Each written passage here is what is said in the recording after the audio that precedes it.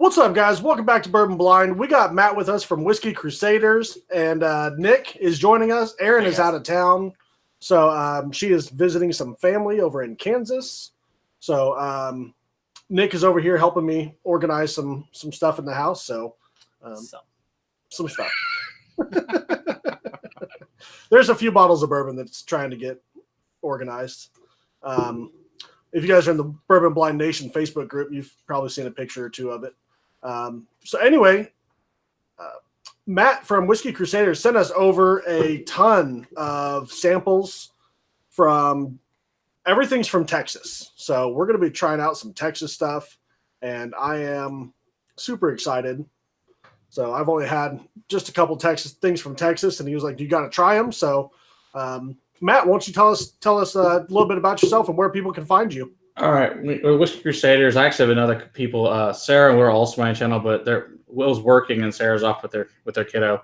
So we do reviews and live streams every Monday at 9:30. We do our live streams. We're release episodes Monday mornings. We're on YouTube, Facebook, Instagram, all those fun places, and let's do a lot of whiskey events with ambassadors as well. We just had Old Pulteney here, which is a Scotch, on Tuesday night with Steph Ridgway and Gordon Stevenson. And we have another one coming up here next Thursday with Westland out of Washington. So that'll be our next one coming up next week. So always good times here, and we have a lot of fun and huge collection, and we like to drink every kind of whiskey under the sun. Awesome, man. So what do you say we go ahead and just dive into these? Absolutely. Let's drink some whiskey. So he went ahead and labeled all these, but we're just going to go in blind, and we're just going to start grabbing stuff and see what it is. So, batch number 1, 4-grain from Tamok. Okay, it's Tawa and Cairo, which is actually the closest distillery to me. It's in Grapevine, Texas. And it's a 4-grain that is a 14-month-old out of here to Texas. And they are been in business a little bit for about 18 months. So, yeah, and I know these guys really well. I know their owners and stuff. So, these are really cool, good guys. And this is a really nice whiskey for 14 months. In Texas, 14 months is not the same as Kentucky. In 14 months, you actually get a good whiskey out of Texas just because the heat here is so intense. So I think you'll enjoy this and see what you think of it. But yeah, it's 4-grain, so it's it's your usual adds wheat, rye, malt, and corn, obviously. So, but it's really good stuff. But they also use this looks like a what do you call it? Like a water, so you can canteen. Like a water canteen. Ports. Yeah, so it's the only canteen bottle on the market, which is really cool. And Tawa and Cairo is an Indian word for bend in the river, so which is where it's found. It's close by there where the distillery is, so it's really cool. But yeah, it's all grain and glass. They get everything, pretty much 95% of the grains local, and then they mill it all there at the distillery. So it's a cool little place in a little industrial park, and you never know it was there, but they make great stuff and awesome people. So let's see what you think. It smells good. Yeah. Oh, caramel sweetness. Mm-hmm. You do get some of that grain in there for sure.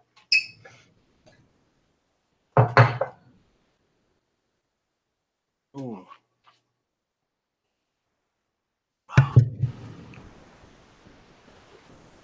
Yeah, it's got that dusty corn you're going to get because of the youth. Yeah.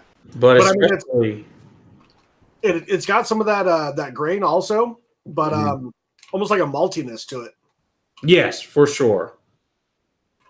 It's one of the few whiskeys that has a 4-grain I can distinctly pick up all 4 grains on it, which is interesting.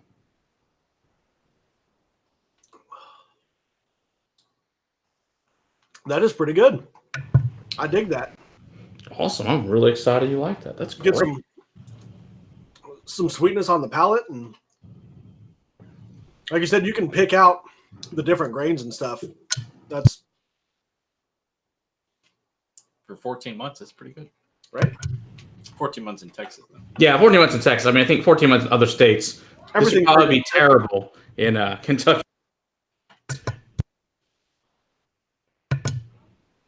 So, are there any warehouses that you know of that are air conditioned or heat cycled or anything like that in Texas? Nope. It's everything as far as I know here is completely just whatever the temperature is. The temperature is. Now, some might have like an insulated walls or something like that, but that's about it. Okay. And the biggest thing with Texas is there's so many different regions, so that changes it as well. Violet, hush! Sorry. No, you're good. Damn kid. She's like in the freaking bathtub. It's like has to, of course, take a bath in the tub next to me in the other night. Of course. Of Oh, course. yeah, I know how Like, that our goes. room was on the other side of the house, but no, we would take it in the bathtub over here. Of course. Well, that's where you are. So, of course, that's where she wants to be. Of course. Absolutely. Hopefully you guys aren't hearing the freaking water in the background. No, we can't. I actually thought it was there's some kids across the street that are always outside hollering and stuff. Okay, well, that's good then. It was very faint, but Yeah, and Steve A has a point. Ironroot doesn't so much that they control their storage. It's just that for whatever they're in an old yacht place. So basically the walls have some insulation on them and that's it. Other than that, it's not really controlled per se. It just, and plus it's on the Oklahoma-Texas border. So it doesn't get as hot. It gets really hot, but not as hot as some of the southern, it doesn't have the moisture and humidity you get in southern Texas and stuff as well. So yeah, there's definitely different regions of Texas have different styles and climate. Just we have basically kind of say there's 6 different regions of Texas basically, and you have up here in your north, you're up here in DFW, and then down to Waco, and then you go down to like Austin area, and then out to Houston, and out to West Texas. So it's all different ones, and they're all different climates, give you different flavors, which is cool. So it's nice. It's kind of like it's like Scotland as far as different region flavor profiles wise. it'd be really interesting to see if some of them start doing like collaborations with each other. Actually, they are. Over at Crowded Barrel in Austin, the Whiskey Vault guys there. Yeah. They combined for their Texas festival. They combined Ironroot, Balcones, and Andalusia all together into one whiskey, and that was really, really good. Nice. That's awesome. Yeah, and they're making another one too, and I can't remember the mash of the next one, but they're coming out with another one that's just about to be barrel. Was it the Whiskey Vault guys that were doing the blending of that? Or? Correct. Okay. Cool. Yeah, they got together with all the other distillers and put it together. It was really cool. It's great whiskey. It's really, really good. So I'm excited like that. Yeah, pretty much. It's pretty exciting how good the native Texas whiskey it has actually become. And of course, there's plenty of stuff that sources like every other state has sourced as well, and that's okay. Which, I mean, anyone that knows how starting up a distillery works, you kind of have to. You know what I mean? That or you make the gin and the vodka and the Exactly. The moonshine, if you will, or whatever. Yeah. Oh, yeah. They all, a lot of them do that. And some of them are just straight up whiskey. They just say, we'll wait the year and a half, whatever it takes. Right. It's like a lot of them, they have other jobs, obviously, because they got to wait on the whiskey. So, yeah, you got to have someone to pay the bills for that, year or 2 years. Exactly. Yeah. Banner, which I didn't say is a wheat whiskey. They actually are completely debt free. And like, seriously, the square footage of that place is maybe 800 square feet at most for the whole distillery. But the whiskey is actually really good.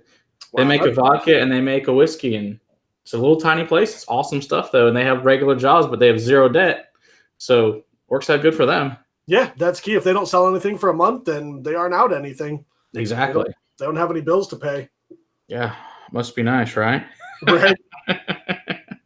So I grabbed another one, and it looks like Ironroot. Speaking of them, all right, Harbinger. Oh yeah, this is Ironroot Harbinger, and this is a 2017 edition, 118.5. This is 18 months old, and this is Robert Licorice is responsible for them. Good friends with those guys up there at Ironroot, and they're wonderful people and great distillery if you guys ever get up there to try it. But yeah, pretty much they make almost everything at cash strength, I think, except for a couple of things. But I think you're gonna love this. Okay. So their big thing with them is different corn varietals. So this is really cool stuff they make. But yeah, they're big into like the Bloody Butcher corns and the purple corns. See, they've got Oaxacan corn. They've got Magic Manna, all sorts of different cool corn varietals. Nice. So experimentation is very cool with them. They got an awesome barrel house, and we'll actually be doing some really cool stuff with those guys. And I know, like Cash Strength, they just, Josh and them had their barrel that sent down to Austin that apparently is really good. So sold out, I think, like a couple of hours. So must be doing something right. Yeah, for sure. Hey, Bourbon Sane popped in here. If Bourbon Sane just hit 1,000 subscribers, he was doing a live stream before this, which most of you are probably on. If you weren't, be sure to click on his name and go over there and subscribe. He's doing some awesome things over there. So, yeah, absolutely. Chris is doing great work. He had a good stream tonight for sure. Absolutely. So interesting. So this one, yeah, is going to be a little more potent, obviously, than the previous one, which was only at 90.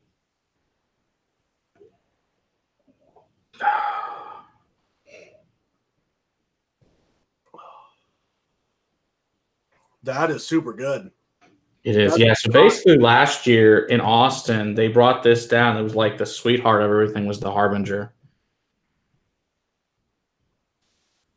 That does not taste like an 18-month whiskey at all. No, not at all. Like it has Tastes none of that youth corn grain characteristics. Like, yeah, exactly.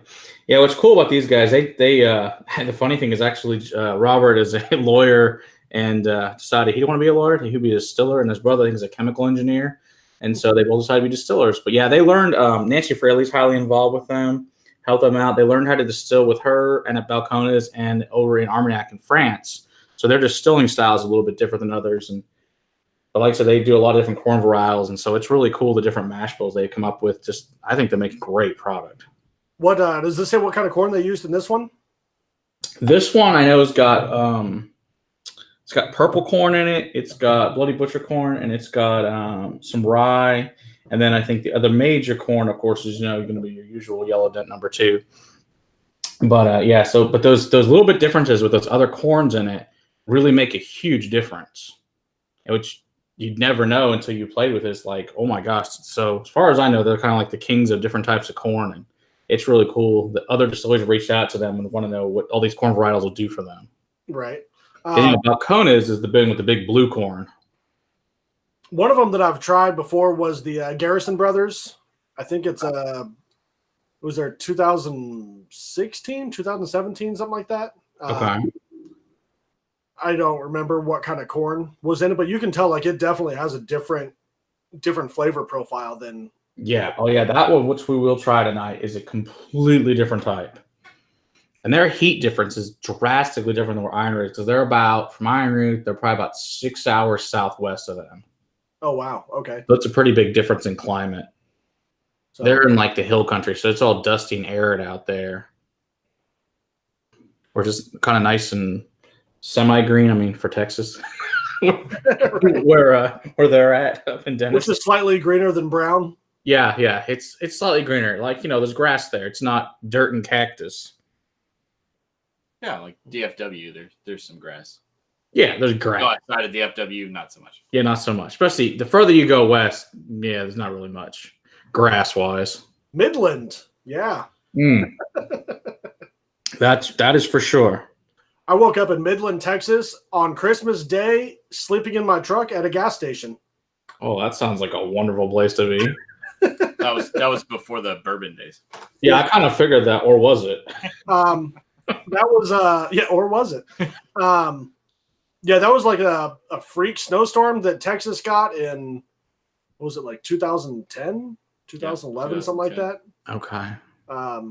It was crazy. So, yeah, I know what you're talking about. Yeah, that was a horrible. Yeah, it took us like 2 or 3 hours to get anywhere for Christmas Day. It was a freaking nightmare. It was like 3 inches of ice on the interstate. So yeah, it was not pleasant. That's for sure.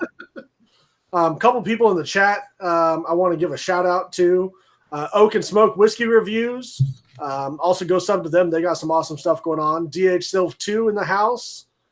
Dram Man Kentucky, Sweet Tea. Bourbon Sane, of course. ADHD Fishing. He said he can't stay long, but he's got some stuff going on. I hope everything's all right, dude.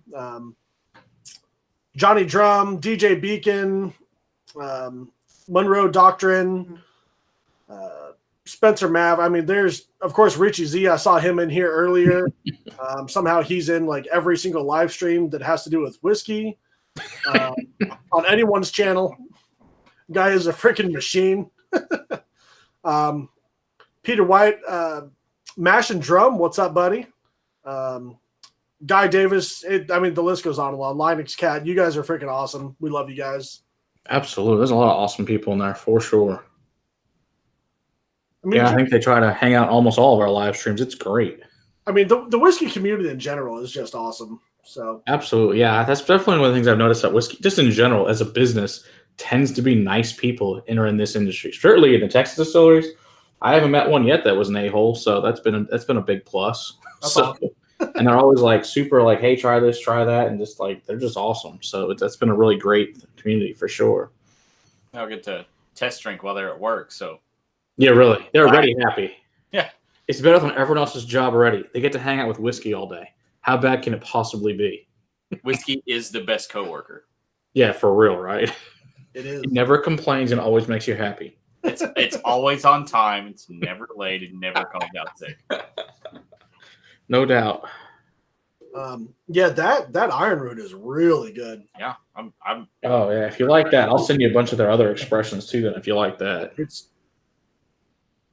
got a little bit of that sweetness, some of that earthy character, the spiciness. I mean, it's just all.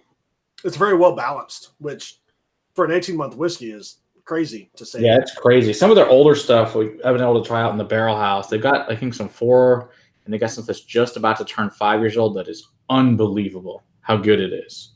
I mean, there was one barrel.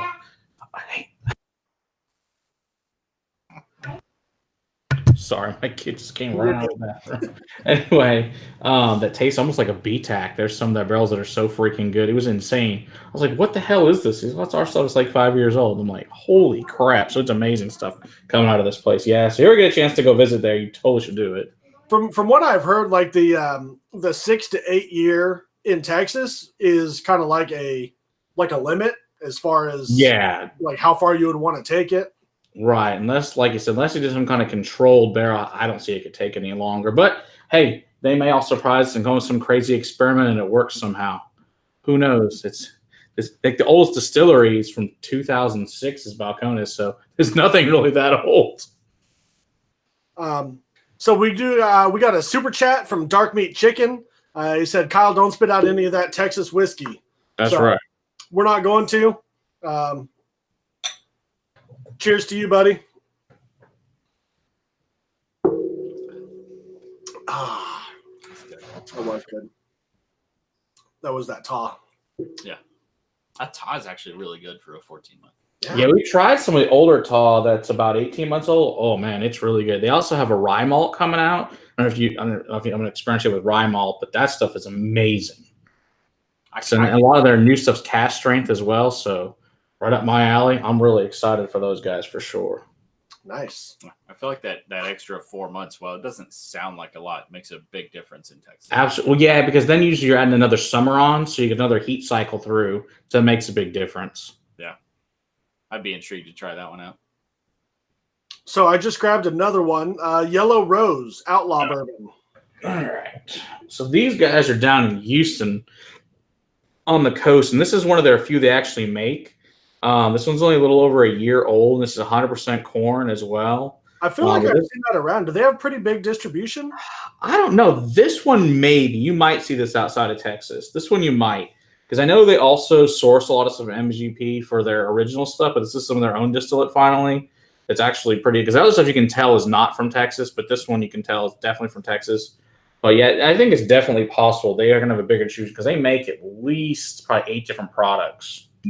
So it's certainly possible. I've seen that bottle recently, either in like Mississippi or New Orleans or New Orleans definitely possible since Houston's pretty close to Louisiana, so certainly possible. Maybe in one of those stores in Lafayette that we were at. Yeah. Yeah, I feel like I saw that. Yeah, and this is pot stilled, and it's at 46%. Okay. It's actually kind of cool. You've just chosen all totally different regions of Texas from the first 3 pulls, which is good because it kind of gives you that range. Like I said, it's so vastly different depending which climate you're in Texas. So that's a lot lighter on the nose. Absolutely. And you're going to get a little bit more salty because, you're on the coast there, so it's going to be a totally different flavor on this one.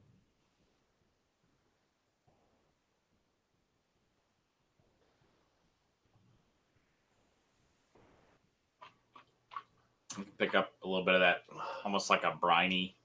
Mm-hmm. Exactly. It's not real strong. No, just a little bit something. It's kind of really good.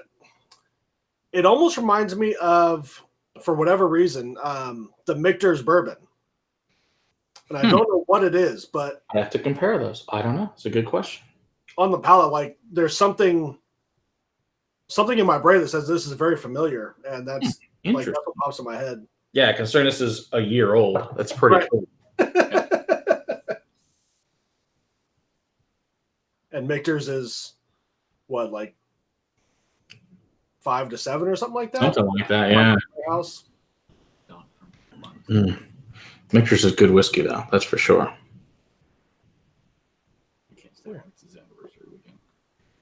John from Blind Whiskey Review says, "What's up, everyone?" He's going to swing by. It's his anniversary weekend, so he can't stay. John, she's got a phone too. She can watch us. He still wants to be married, right? Right. Yeah, don't listen to me. So that's good. I like that. My one of my cousin's buddies always left the house every day, and before he left, he said, "Woman, by the time I get home from work, I want this house clean and dinner made." Did it ever happen? He's also not married anymore, so take that with a grain of salt. So. Yeah, I'm gonna go with I'm not gonna tell my wife this. I think that would end poorly for me. All my whiskey be outside on the front porch. I'd be like, people would be stealing. It'd be horrible. I would probably not live to see the next day. Probably not. Aaron is a powerhouse.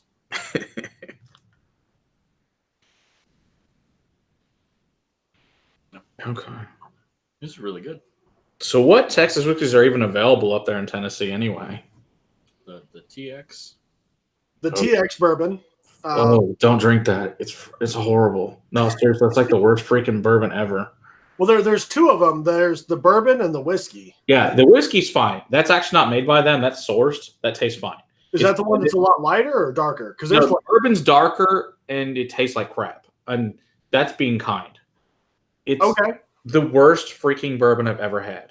That's the one that I bought, so that's good to know. Did you open it yet? Not yet. Do you even get a refund? Go and exchange it for the whiskey? The whiskey is like all vanilla and nice and it's sweet. I have a deep hatred for TX bourbon. It's just bad. And everyone ever come over, like it's so bad. I gave it to my mom and a bourbon and Coke. She's like, "You ruined the Coke. This bourbon is so bad." Ow. And my mom is not picky. She drinks like Old Crow and whatever you want to throw in the Coke. She doesn't give a crap. Now, she likes good whiskey too. What she's going to have with Coke? She drinks cheap crap with it. And so it's like, yeah, that's really bad then if you don't like it. If she's not willing to drink it, then, you know. Oh, it's horrible. So I put it out at a party. And thank God I was so excited somebody finished it. I was like, I've never been so happy to see a whiskey leave my house in my life. It's just bad. It's just got this horrible, nasty funk on it. And it's just like ungodly over oaked. And they used a pecan yeast on it.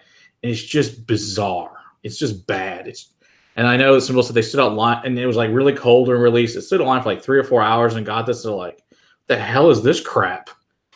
It's like, oh. And then it's just a terrible product. So I'm hoping when they re-release a product, they change yeasts or do something different because it's terrible.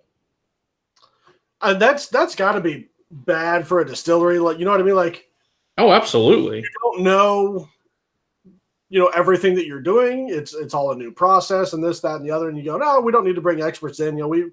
We've been making moonshine for however many years, and people love it. And yeah, and the sad thing is these guys are like crazy wealthy.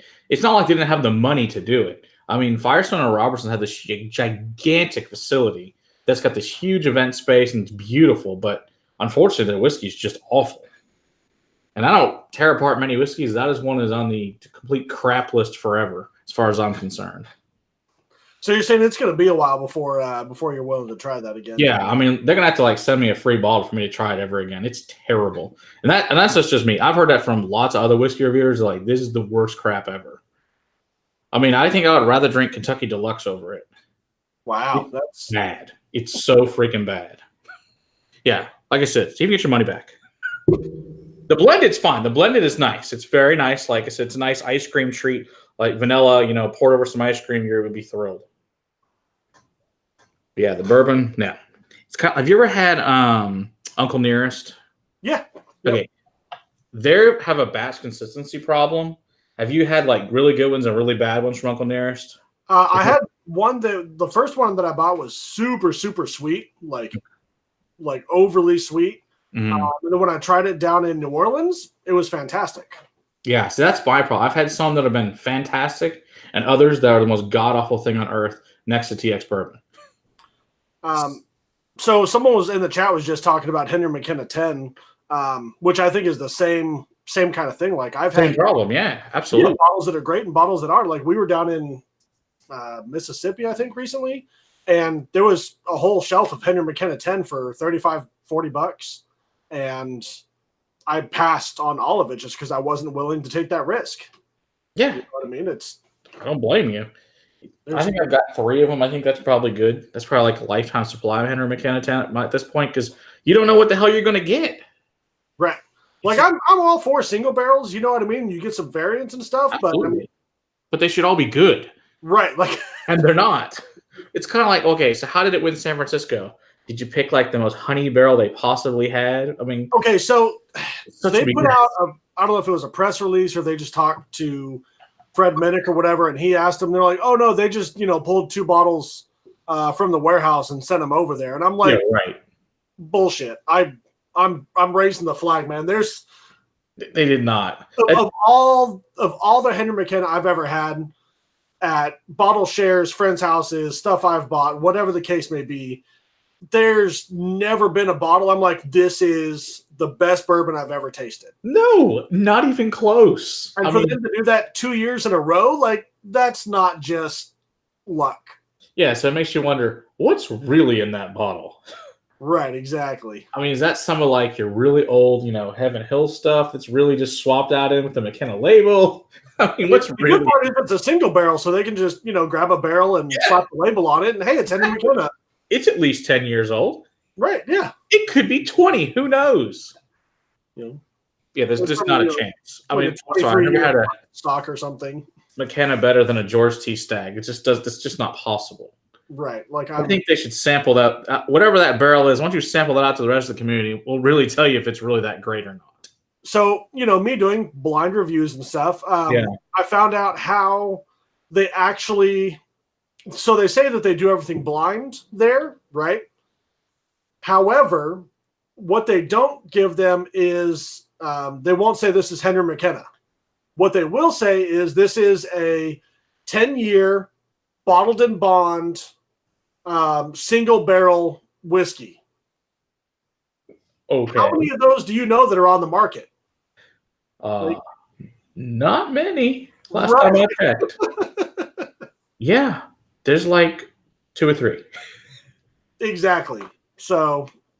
Yeah, that's nice. It's a nice story. Right. I appreciate the sentiment, but that's not blind. Like. No, not a chance.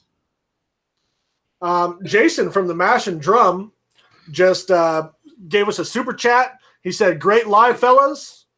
So, Jason, we appreciate you. And cheers to you, sir. Cheers.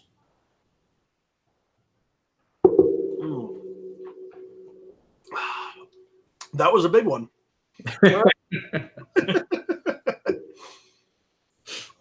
First time I've had the fistful in a shot. Not bad.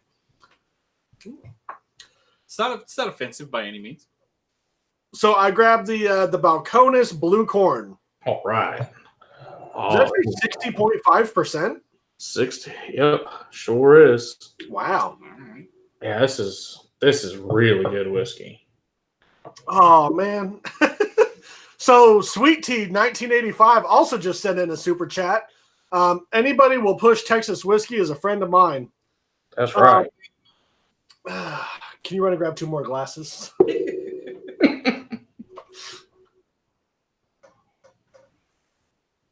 So we had just poured our samples in here, Sweet Tea. So I don't want to drink the entire sample of this without being able to actually sit down with it for a second. Plus, it's probably a good choice at that proof. Anybody that's not aware, our super chats, what we usually do is whatever's left in the glass, we'll just go ahead and go ahead and finish it. So basically doing a shot with you, more or less. All right. For you, sweet tea, we got some 107. There you go. Hopefully that'll work. Cheers to you, sir.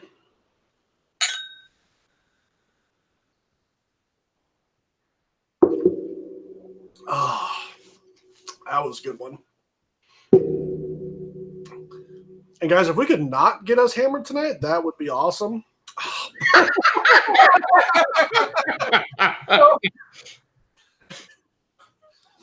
Bourbon Sane, also in the house, said, "Thanks for a great live. Enjoy that sweet, sweet Texas whiskey." Oh, God.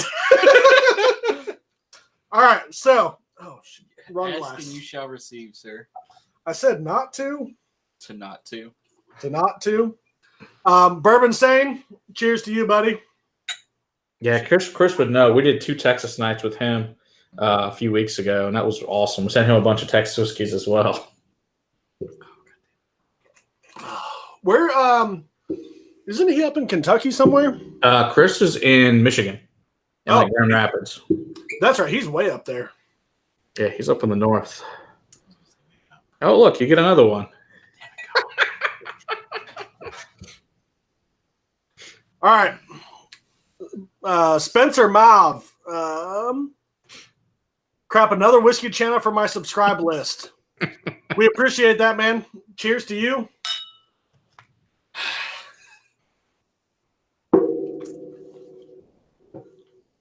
Doesn't do too much good if All right. we get hammered more than less than halfway through the samples. It's always a plus, to at least semi-remember what you try, right?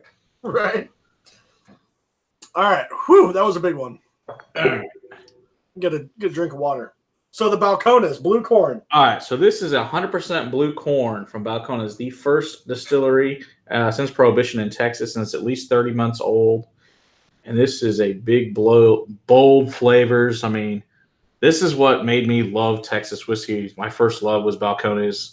It's funny, I was at a winery, and this guy told me, he's like, "You ever had this Balcones stuff?" I'm like, "I don't know a damn thing about it." And he's like, "You got to try it." So yeah, I went and bought one of these, and I've got like 20 different Balcones now. So I love this. It's really, really good whiskey though. And it's just good, nice bottling. So yeah. For 30. So this is 30 months. So this is the oldest one you've tried so far. And so this is going to be, I think, quite a treat. How old is it? 30 months. Wow. Old whiskey. Almost 2.5 years. Yeah. that old whiskey. It is 30 months. 30 months. I mean, look at it. It's like damn near black. Yeah, that's awesome. That's pretty dark. Even with that little bit of pour, that's pretty solid dark. Yeah.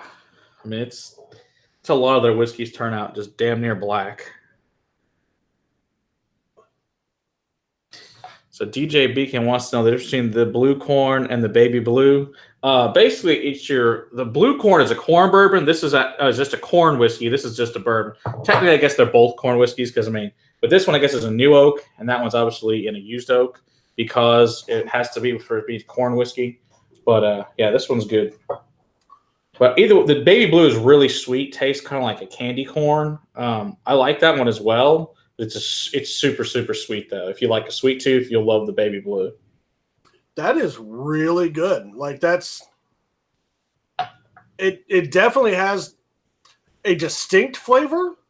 Like that it's probably that blue corn, you know what I mean? Mm-hmm. Definitely. It's just very different, but in a good way. Like it's This is also pot still as well.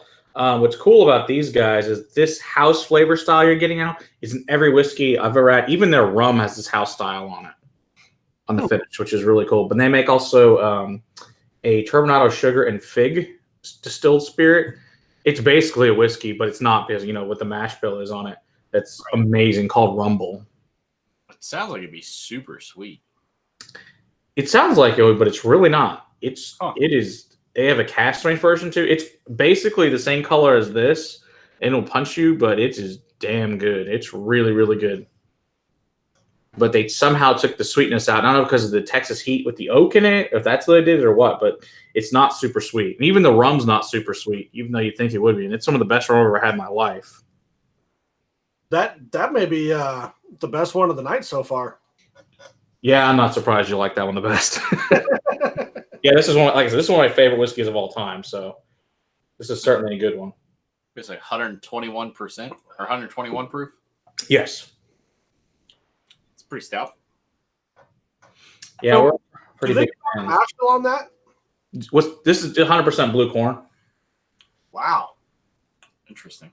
that is crazy. Yeah, all the blue corn comes from New Mexico. The finish on that is unlike anything I've come across. Mm-hmm. Yeah, it'll be interesting because the other Balkanizer was the regular pot still they just put out a few months ago. Is just the regular pot still. It's at 46%, so it's not quite as dark. And I don't see it. The next one's only 24 months. So I'll be interested to see the difference between that one and this one for you guys. Price wise, this one's like 80 and this one's only 30. I think I'm totally comfortable with $80 for that bottle. That's pretty. Oh yeah, this is my second one. So Yeah. they release one every year. So every year I go out and find it because it's freaking awesome. All right, so I just cheated a little bit, and I went in and found the other. Okay, perfect. So Marginally blind. right. It's bourbon sort of blind. Yeah, so this one's 24 months instead.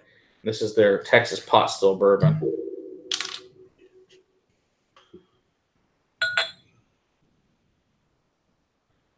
And this one took a while to open up once I got it, but once it aired for a couple of days, it was really tasty. So what? Did they give the mash bill on this one? Is it 100% corn or?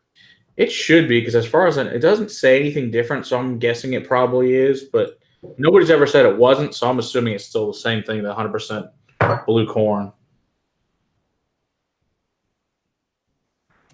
It's got a similar nose on it, but I think this one smells sweeter on the nose. That's what I've noticed. Anything that's the lower proof stuff from them seems to be sweeter. Yeah, the true like that, the regular rumbles like that. Now, you ever had Brimstone, that scrub oak one that's just like super smoky?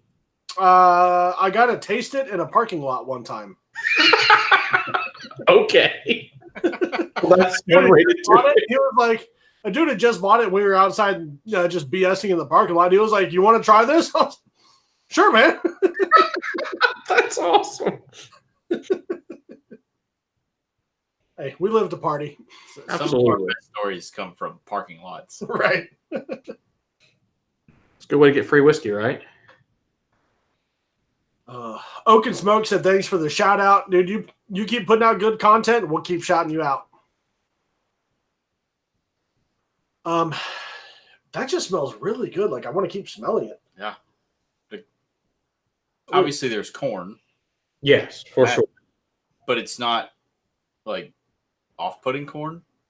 I don't know if that makes So sense. go really deep in the glass and just give it like a nice, long, slow.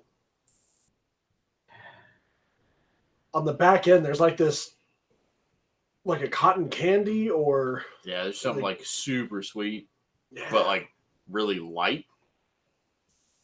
Mhm. All right, I'm going in.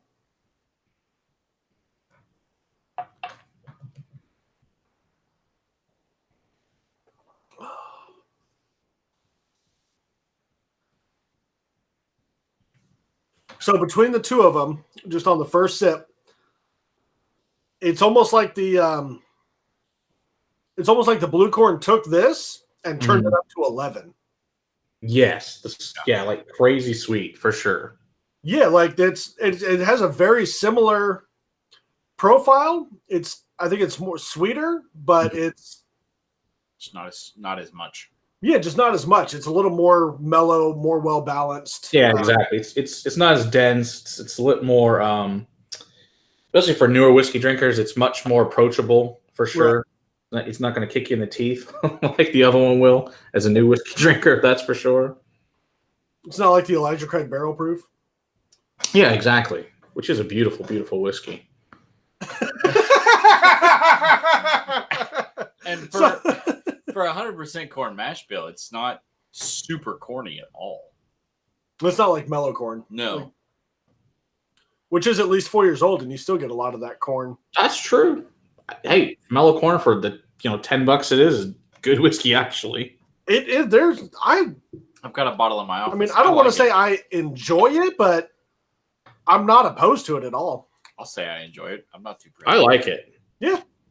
I think for $10, I can sit around and not give a crap and enjoy the whiskey. That's perfect. Yeah, absolutely. Doing yard work or something, it's perfect. Yeah, I'll mix that with Coke or whatever. It doesn't matter to me. Like that works too. If I was to come in and mix that with whatever they brought with them, I'm not going to be offended by it. Yeah, exactly. No one cares what you mix it with. Like, yeah, I'm going to put that with Sundrop.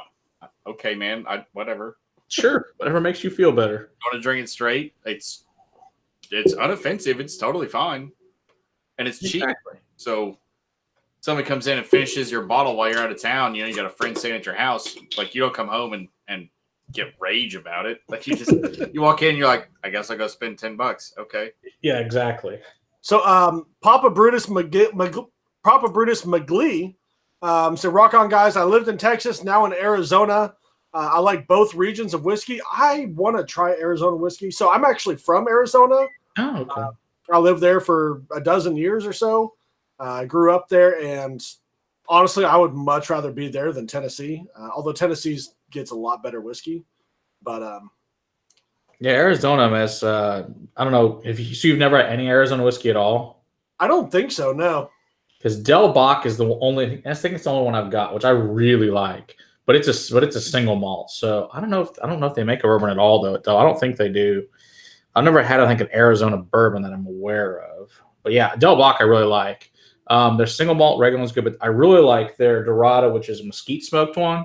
Is really nice if you're into that kind of a smoke. Nice. But yeah, it's good. All right, so Papa Brutus, this is to you, sir.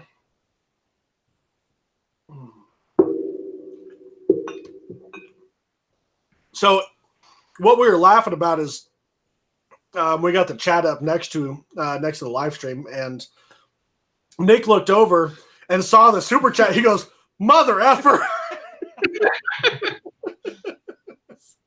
Of course, Kyle keeps pouring 107 as a shooter. It's good. All right, we'll do fistful next time.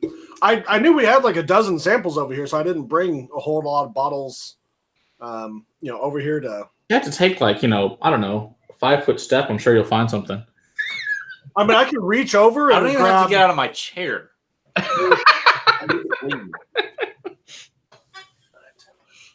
There's 14 cases within arm's reach.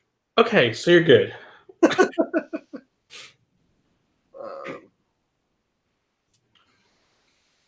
All right, go ahead and grab the next one, Nick.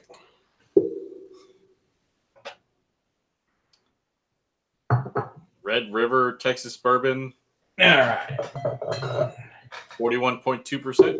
Yeah, so this one is up in Pilot Point, Texas, and this one's actually finished in Pinot Noir casks. So they used to be owned by Western Sun, but now they were bought up by another distillery. So this is an interesting one. They make all sorts of different finished ones, but I think this is pretty nice. That's up there. That's a really cool bottle. Is that like paint on the top, or it's paint, and then on the back, every single bottle they sell goes to the Native Texas Wildlife Conservation Fund.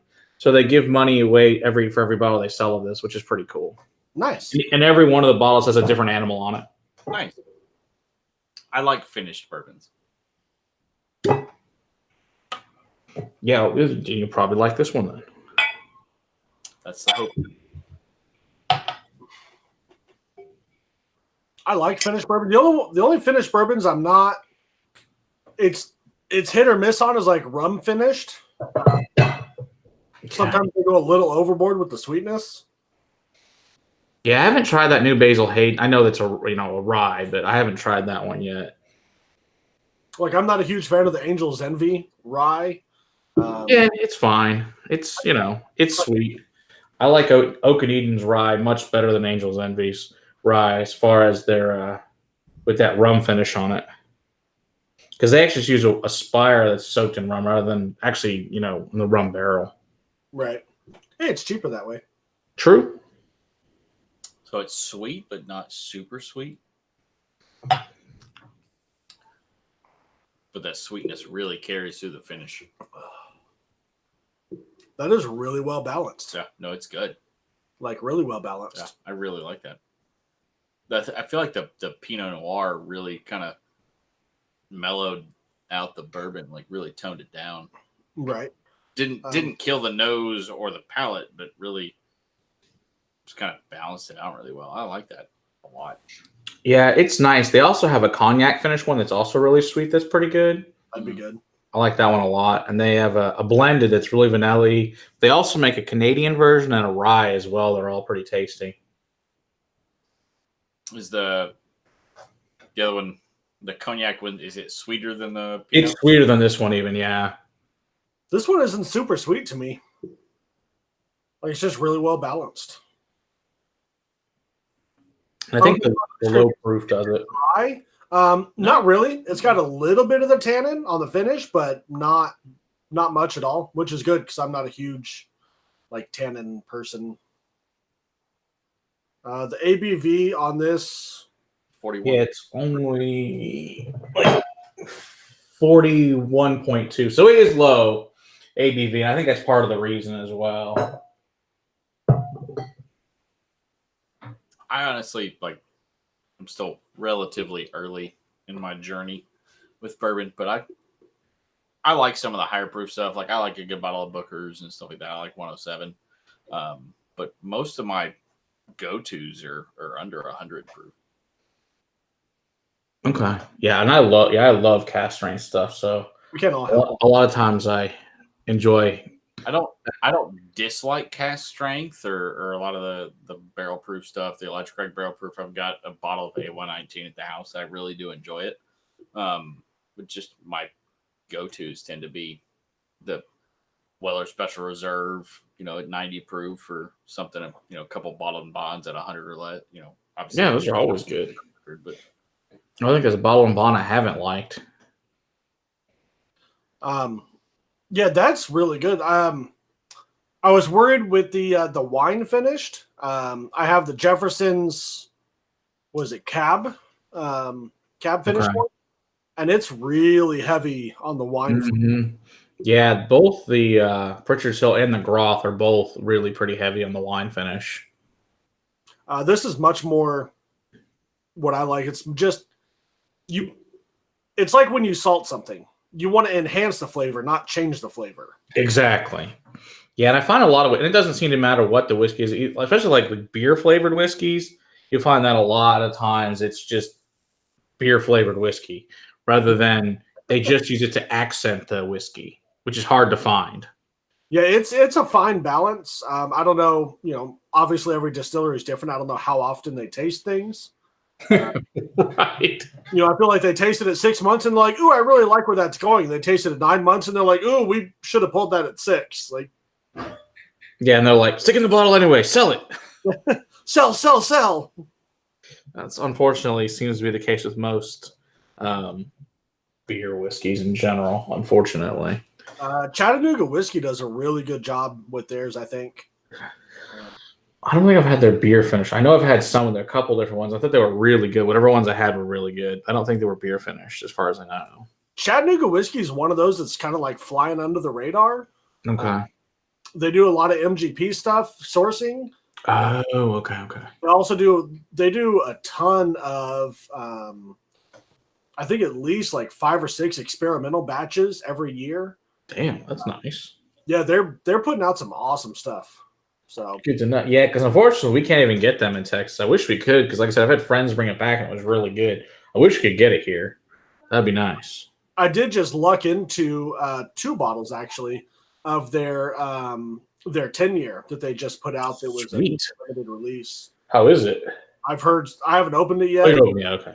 But I've heard some insane things about it, so I'm looking forward to that. yeah, I learned that their beer barrel finish stuff it's a different beer supplier and a different type of beer every time they do one. Oh, that's kind of cool. So it's always something unique and rotating. That's cool. The one that I picked up just recently was from a local beer brewery in Chattanooga. Most of their stuff is local. They try to keep it that way. And it's an imperial stout finish. It's super good. So so they use like local breweries that are pretty much around the distillery, more or less, is what they use? Yep. Within Chattanooga or the county, Hamilton County, Tennessee. Okay, cool. And Chattanooga is kind of like it's a really up and coming kind of hip place. So, I mean, it's got, I'm sure, a ton of different breweries and stuff there. Very cool. Spencer said, does Chattanooga whiskey have any distribution? I know on their regular stuff they do. I don't think their experimental batches make it out of Tennessee, or if they do, probably not very far. So I grabbed another bottle, the Rainier Creek. All right, so this one will be the youngest one. So this, they use tiny little barrels on, and it's 11 months old. Okay. From any other state, I'd be worried. Everything's better in Texas, right? The traffic in DFW is garbage. Yeah, this one's 48%. Bring a 16. Yeah, so it's this Ranger Creek 36. Yeah, they use small barrels for these. So if they're going to full size bottles now, you can finally get them. So I got this one a couple years ago. So I haven't tried the newer stuff, but I hear it's better than what this is. So interested to see what you think of a 11-month-year-old with bourbon. Did they say what size barrel they put it in? Like 33 or 50? I think these were really small. I think these were 5s from what I remember. That is really small. Yeah, they're really small. Does it say on here? Yeah, it doesn't, but I'm pretty sure they were 5s. But yeah, so they put out really small, like almost pretty small distribution, even in Texas, to get them. But they do make their own stuff, so which is cool. But they have some consistency issues as well, unfortunately. But I think it's one of the better ones. Like that, I'm sure there's a lot of variance between. Yeah, I would think, and God knows what the angel shares on those things. I'm sure it's horrible. Oh, right. Yeah, so this one's a little more woody, I would say, than the other ones. You get that wood for sure. Like a little bit of maltiness, sweetness. Definitely. Almost like a bready character.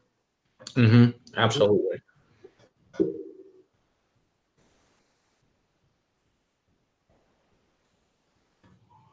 think that bready character really follows on the palate.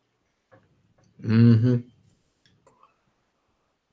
So is that a malted whiskey or? As far as it's bourbon, I don't know what the mash bill is on this one, to be real honest. Yeah, Spencer Mapp just went there. Yeah, so he did confirm it is a 5-gallon. Okay, which and is the rye is my favorite, and that the big barrels used now are cinnamon barrel spice finishes. Oh, that's interesting. Like I said, I haven't tried the new big barrels, so that should be interesting to see how that turns out. Don't know.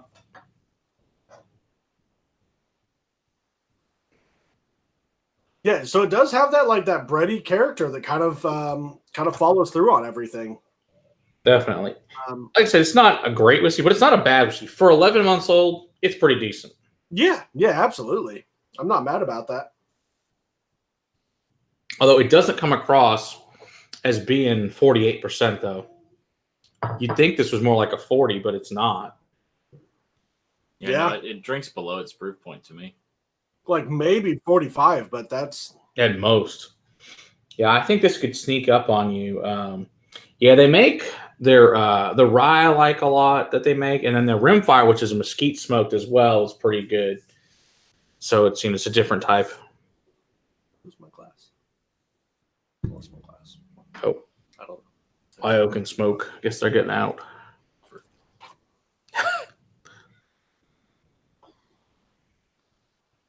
That's weird. That maltiness. Like I don't know what.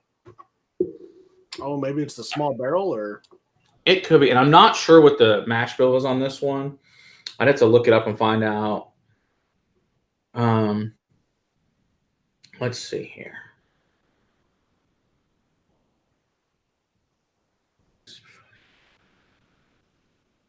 Yeah, it doesn't say, unfortunately. It just talks about vanilla, brown sugar, and maple syrup. Yeah, it's pretty accurate. Yeah, I'd say so. It's good. So it's I guess their first bourbon, so it's very limited production. Yeah, it's like I said, so they have full size 750s. So yeah, I'd love to compare this to one of the new ones. I want to get a chance to buy one of their bigger ones. So speaking of bottle size, one thing that I want to say yet again,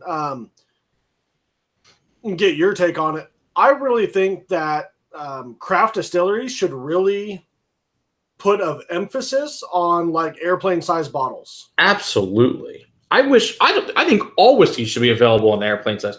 That way, if I really like it, I go now buy a bottle because I don't want to spend $200 and it sucks. And now I do spend $200, or I just save myself $200 or $50 or whatever. But I think you'd sell a lot more whiskey if you had a bunch of minis for a few dollars. Oh yeah, absolutely. I just don't understand that not having minis. Like spending $80 on a craft whiskey that is, especially if it's not in Texas and it's like 2 years old or something like that. That's just a hard sell. What It is, absolutely. I mean, if you're that sure about the product, then put it in some mini bottles and get it out there. Because I'll buy if it were available. Like I would buy anything that whatsoever that was new that I haven't tried. I'll pick up a mini bottle. Absolutely. I mean, for like $4 or $5, like sure, I'm in on that. Exactly. I mean, it's going to be cheaper than a bar no matter what, and the chance of a bar having is basically zero. So it's like put it out there so you can people to try your product. I mean, I always go through the mini bottle section, see what's new that I haven't tried. And he said, $3, $4, whatever, and that way you can try and go, oh, it's great, good. Now I just bought a full bottle. Then, to me, it's just good marketing to have mini bottles. Oh yeah, absolutely. Someone in the in our Bourbon Blind Nation Facebook group put up a picture that apparently Balcones has a bunch of the. Yep, they just came out a few months ago, and those are great. Now they're starting to show up all over the place. I think basically it's just the True Blue, the baby blue, the single malt, and the rye. But hey, that's a good start. And then if you like the oak flavor, you'll probably like the other stuff they make. Yeah. Like if you try 2 or 3 of those and you like them. A, you're probably going to go buy those bottles. B, you're a lot more likely to spend the coin on, other bottles of theirs because you're like, oh, well, I like these, so exactly. Yeah, I don't understand. I wish everybody would offer that, or like Jason Coe said, offer like a pack that's like 100 milliliters total, and you can try a few different ones or something. I think that's a good idea too to have like mini packs of different distilleries. Oh yeah. Like 4 of them. It's like $12 or something. I would be all over that. Totally up for that. Yeah, I bought a lot of stuff because I tried it as a mini. So the next one I grabbed was Ben Malam, something like that. There we go. Where's that? Oh, right there. Okay, so these guys are down near Austin as well. Now, this particular bottling was distilled in Tennessee, but then aged here. So the new stuff that's currently aging from them is made in Texas, but this bottle was out. It actually won some San Francisco awards, but no one cares now. So it's San Francisco. It's like you should probably take that crap off your bottles. No one cares. So but this one's at 43%. This is a straight bourbon. This is a single barrel, but I thought this was a pretty tasty one. So, and just see what you think of it. So, like distilled in Tennessee, but aged in Texas.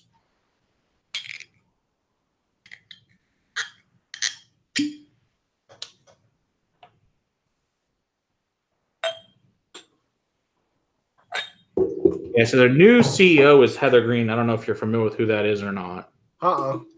Yeah, so she's really big. She was the first person to call herself a whiskey sommelier. This was like 2014, I want to say. And she got all sorts of crapped on by everybody. And they came to find out, oh, yeah, she actually knows a crap load about whiskey. She helped run like the, what's it called? The Brandy Library in New York City and stuff. Okay. And Flatiron Room Bar and all sorts of cool places like that. And now she helps a lot of this. Now she's the new CEO and master blender for Ben Malam now. Okay. Can you show that bottle one more time? Absolutely. That's a pretty label. Yeah, it's a cool bottle too. It's not your typical bottle shape either. So it's kind of got this cool fat stuff on it. I like atypical bottles. Yeah, cool label. But the lady who founded this. Actually, this is one of her relatives from the Texas Revolution, who died during the Texas Revolution, independence from Mexico. So it's actually a really cool story as well. Nice. That's awesome.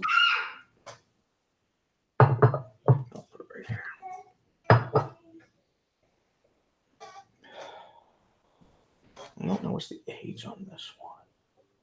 That's straight, so it's at least 2. I don't know what the age is. At least 2 since it's a straight, but I'm not sure if it's any older. It's probably that. They haven't been around that long, so my guess is it probably is just 2. I like that. That's really well balanced. A little bit of spiciness. Mm-hmm.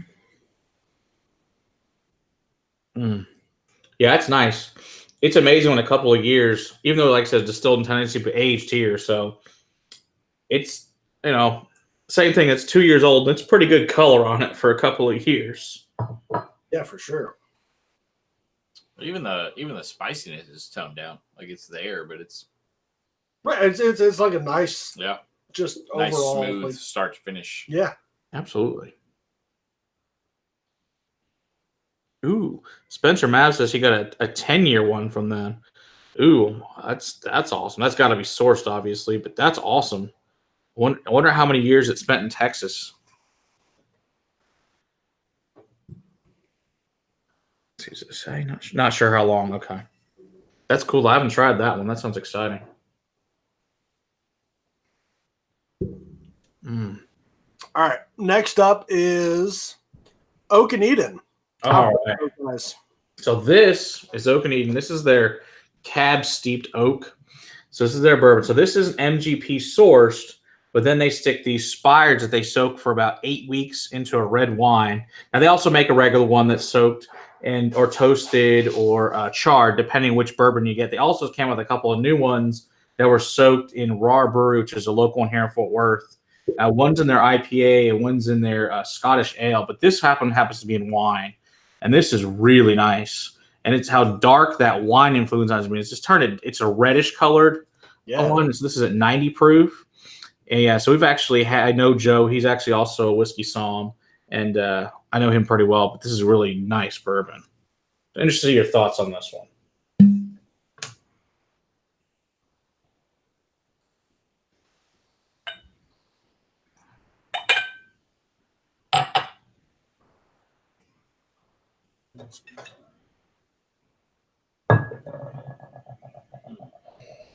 Just a little bit of that wine influence on the nose. I like the nose. Mm-hmm.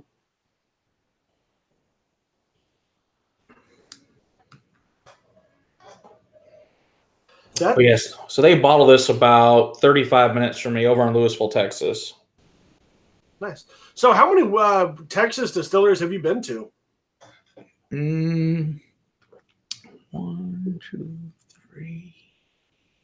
Probably only 4 or 5, most of them, because most of them are way far south from me, from where I'm at. So obviously we'll get to them eventually. But yeah, I've only been to a few, but I've thankfully been able to make a lot of friends with the distilleries and have them out to the house or whatever and do stuff. Because like we've had Iron Root, Robert's been here to do an event with us.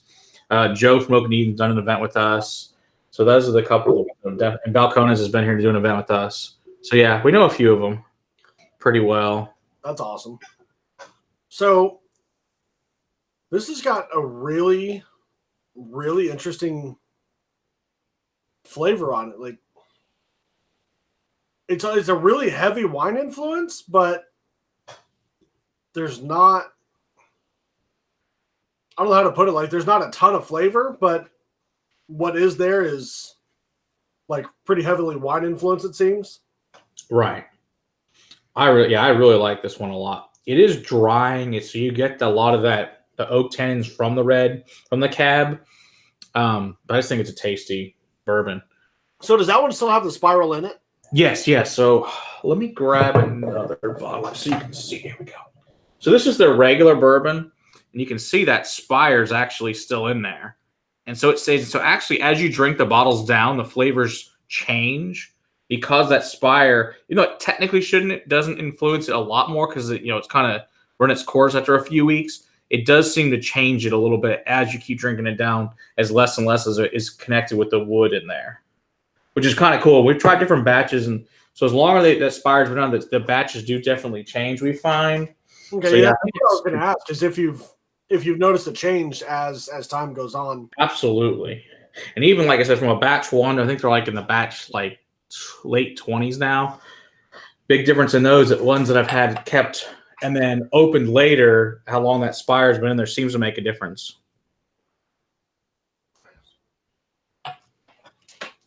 So I grabbed the 1876. Okay.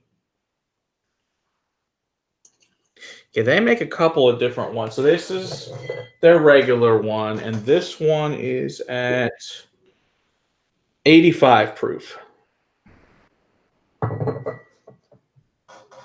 And this one's pretty good. It's interesting to see what you think. So this is a San Luis Spirits is who makes this one. And they're down in Dripping Springs, which is near Austin, basically. It's got a really different nose on it. It does. Yeah, quite a bit different. This one's going to be. It's corny, but not corny. If that makes sense. Like,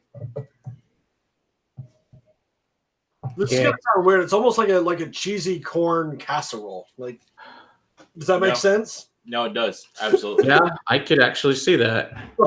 I know that sounds crazy, but No, that's like cheesy corn and rice. That's what I get. Totally see that. Never would have come up with that, but that's actually a really good description. It was like Aaron in that what's the rye that she The says? ham Like ham sandwich? sandwich.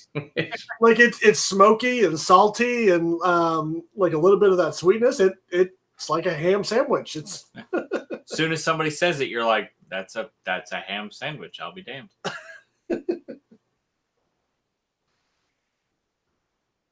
Roger, go get some cheesy corn and rice. It's delicious. Roger's in the house. What's up, Roger? Hey, Roger, if you're not doing anything tomorrow, buddy, we got some bottles to organize. Roger's now hungry for cheesy corn and rice. So Roger lives like 20 minutes down the road from me. Oh, okay. So, he's in our local. Actually, he was on a few episodes. He's in our local bourbon society. Very cool. Drinking some H&H, apparently. Always a good choice. Is it the ancient age or the ancient age that Kyle broke and then bought another one to bring you back? Roger, what time? Anytime after my hangover's gone tomorrow morning.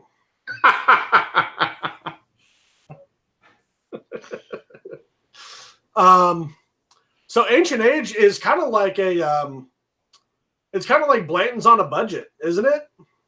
Or like Blanton's light.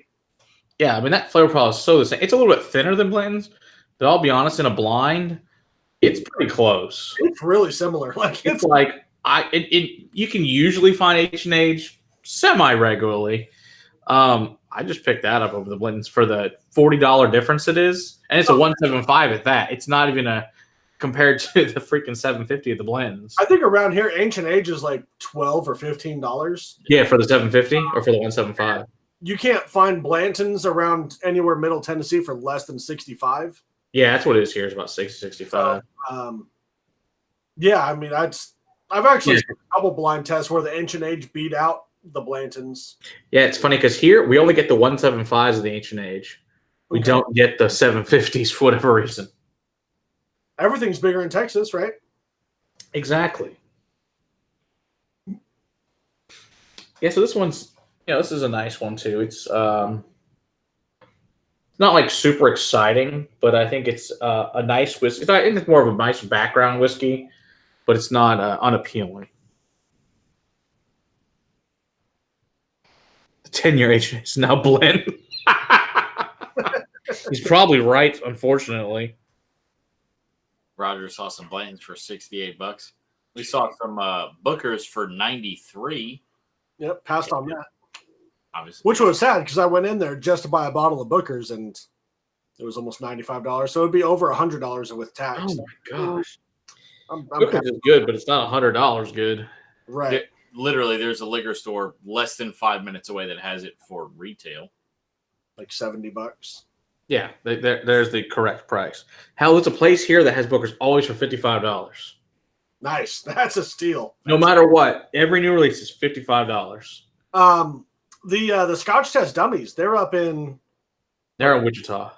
They're up in Kansas right now. Yeah. They say like you can get Elijah Craig Barrel Proof for like $43. Holy crap! Yeah, I was like, I will go buy a freaking case of it for that price. Yeah, it's like 55 here, and I'm still happy at 55. Oh yeah. I mean, 43. Good gosh. I paid $70 for it before, and I don't feel bad about that. No, that's one of the fuses that's totally worth $70. Right, like you're gonna give me at least 12-year-old barrel-proof bourbon for $70? Yeah, I'm in on that.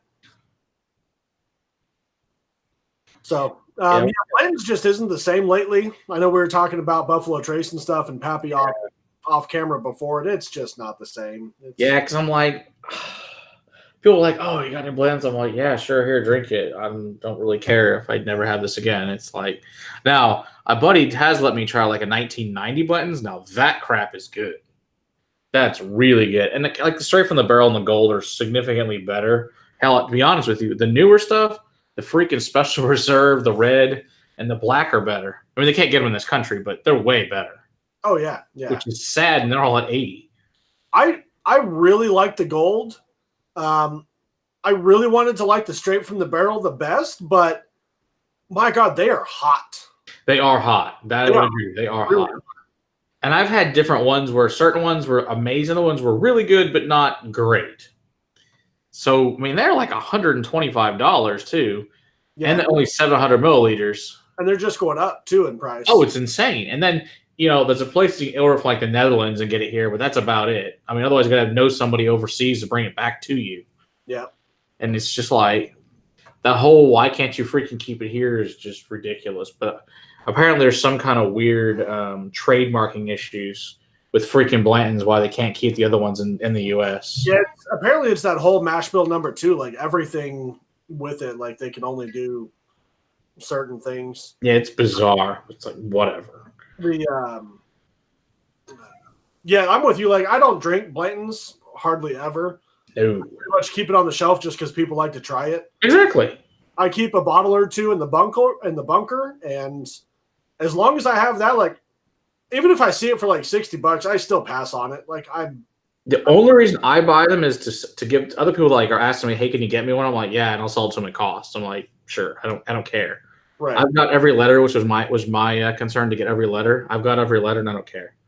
I'm like, I have a lifetime supply. There's no like now the single barrels I have are all single barrels, but the store picks I have been fantastic though. All right, so I grabbed the Treaty Oak Ghost Hill. All right. So this is the first bourbon that. I've seen that around. Yeah, this is their first actual product they made. Whereas like Red Handed, Experimental, and their 10-year rye are all sourced, but this they actually made.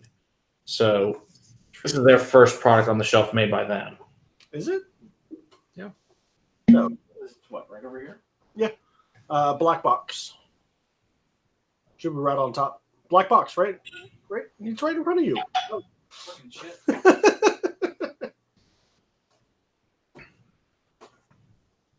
So he said that Nick said they made a gin. No, Waterloo. They do Waterloo gin. That's good gin. Waterloo, let me see that. Yeah, Treaty Oak Waterloo gin. So we got a store pick of that from Barrels and Brews. Sweet. It is 156 proof. Holy crap! Age. You got to open that up and see how that is. It's aged 4 years, 7 months in bourbon barrels. Wow, I've never seen one of those. That's amazing. I don't like gin, and it is freaking phenomenal. It will knock you on your ass. Sounds like my kind of gin. As you might imagine, at 156 proof. Dear Lord, that's insane. Enjoy as a substitute for bourbon in classic cocktail recipes. Wow, that's insanity. DSP Texas.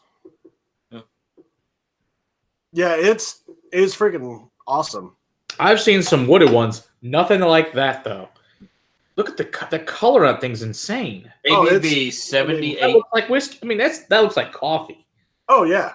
I mean, I've seen the wooded ones, but not like that. A bourbon barrel in Texas? I mean, damn. Yeah. That's awesome. It's freaking phenomenal. You may not be able to see it real well, but there's this super cool, like, etching. Yeah, the etching on the art there. Yeah, that's very cool. But no, the ABV 78%. Good gosh. Apparently the chat likes it a lot from what they're saying. That's awesome. It's I picked up 2 bottles. I sent one to my dad because he loves gin, as a Father's Day gift, and I gave it to one of my friends who lives in Texas, that I met while I lived there, because she really loves gin. So I was like, hey, everybody's happy. And both of them really enjoyed it. My dad said he had a hard time finding a good gin drink as to use that in. And I was like, well, yeah, you got to use about a third of what you normally use. It's what most gins, like 70, 80, 90%. Yeah, something like a Navy proof is like 114, but that is way over that. Yeah. Yeah. He was like, I made a gin and tonic the other day and was drunk for like 3 hours. Yeah, because you just had a couple of drinks in it. Right. I said, happy Father's Day. It's the gift that keeps on giving. Absolutely. Someone said, man, did you see that 135 proof Elijah Craig? And Waterwood was like, hey, hold my beer. Yeah, really. Oh, that's funny. Dre said, WTF, that's motor oil. Spencer said his barrel age is only 47%. Age. Sound like you got screwed, bud. Yeah, those barrels and brews, guys, they get some insane picks. They really know their stuff. I got an Old Forester single barrel store pick from them that's mind bending. So Chad had a question for you. Okay, you see. Yeah, he wants to know about the text. Tomorrow is the release party for the French Oak Balcones, which is one of the first special releases they did, and they're re-releasing it tomorrow, and people are going batshit over it, as they should, because it's one of the best whiskeys ever made. Is it? Oh, it's unbelievable. Is that French Oak one? Yeah, it's the French Oak one, exactly. Nice. Yeah, I've only tried it once, and it was mind-blowing good.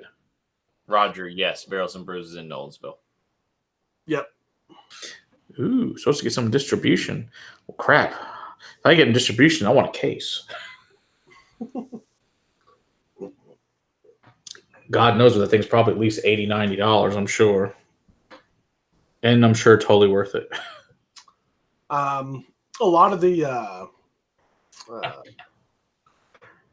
Bell Mead stuff, Nelson's Greenbrier, Bell Mead. Oh, good stuff. It's super good. They're putting out some amazing stuff, but their prices on their special releases, Yeah, they ain't cheap. slowly going up. I saw the last one was like $125. Damn. And I was like, oh, that's. It was for the Black Bell. And How was the black? I haven't tried that one. I didn't try it from this year. In the years past, it's been really good. Okay. Truth be told, I may or may not allegedly have like 9 bottles of last year's release. Wow. So Nice. let me know after the show if you want to taste it. I'd love to taste it. I'm down. I think I'm down to like 5 bottles or so, but Nice. it's super good. Sounds like it. It was really good. Yeah, we got 2 bottles of the Bell Mead honey. That was Ooh, very nice. what everyone seems to clamor over. Yeah, I've got, I guess, the sherry, the rum, and the Madeira cask. Then I've got, I think, an 11-year cask strength, another one that's 11 years. And then I've got that the cask strength reserve as well. That thing is good.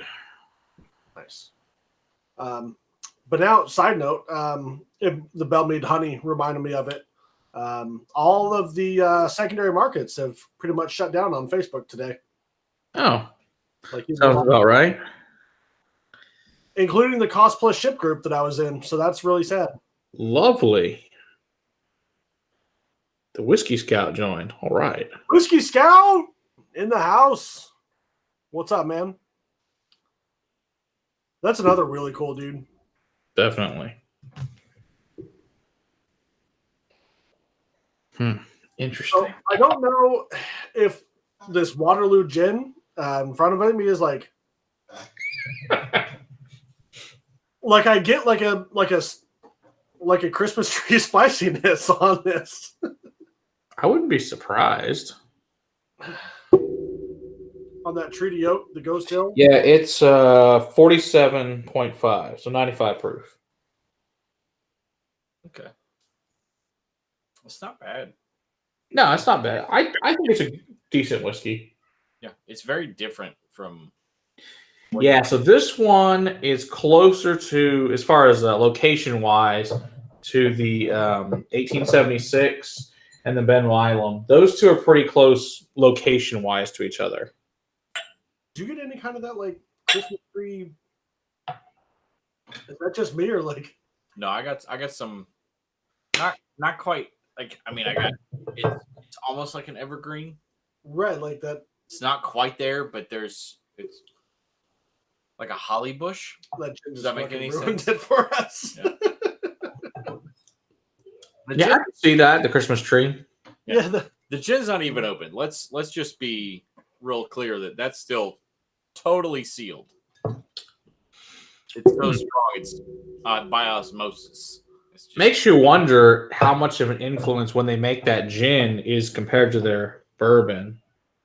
I do wonder. Forster 1910.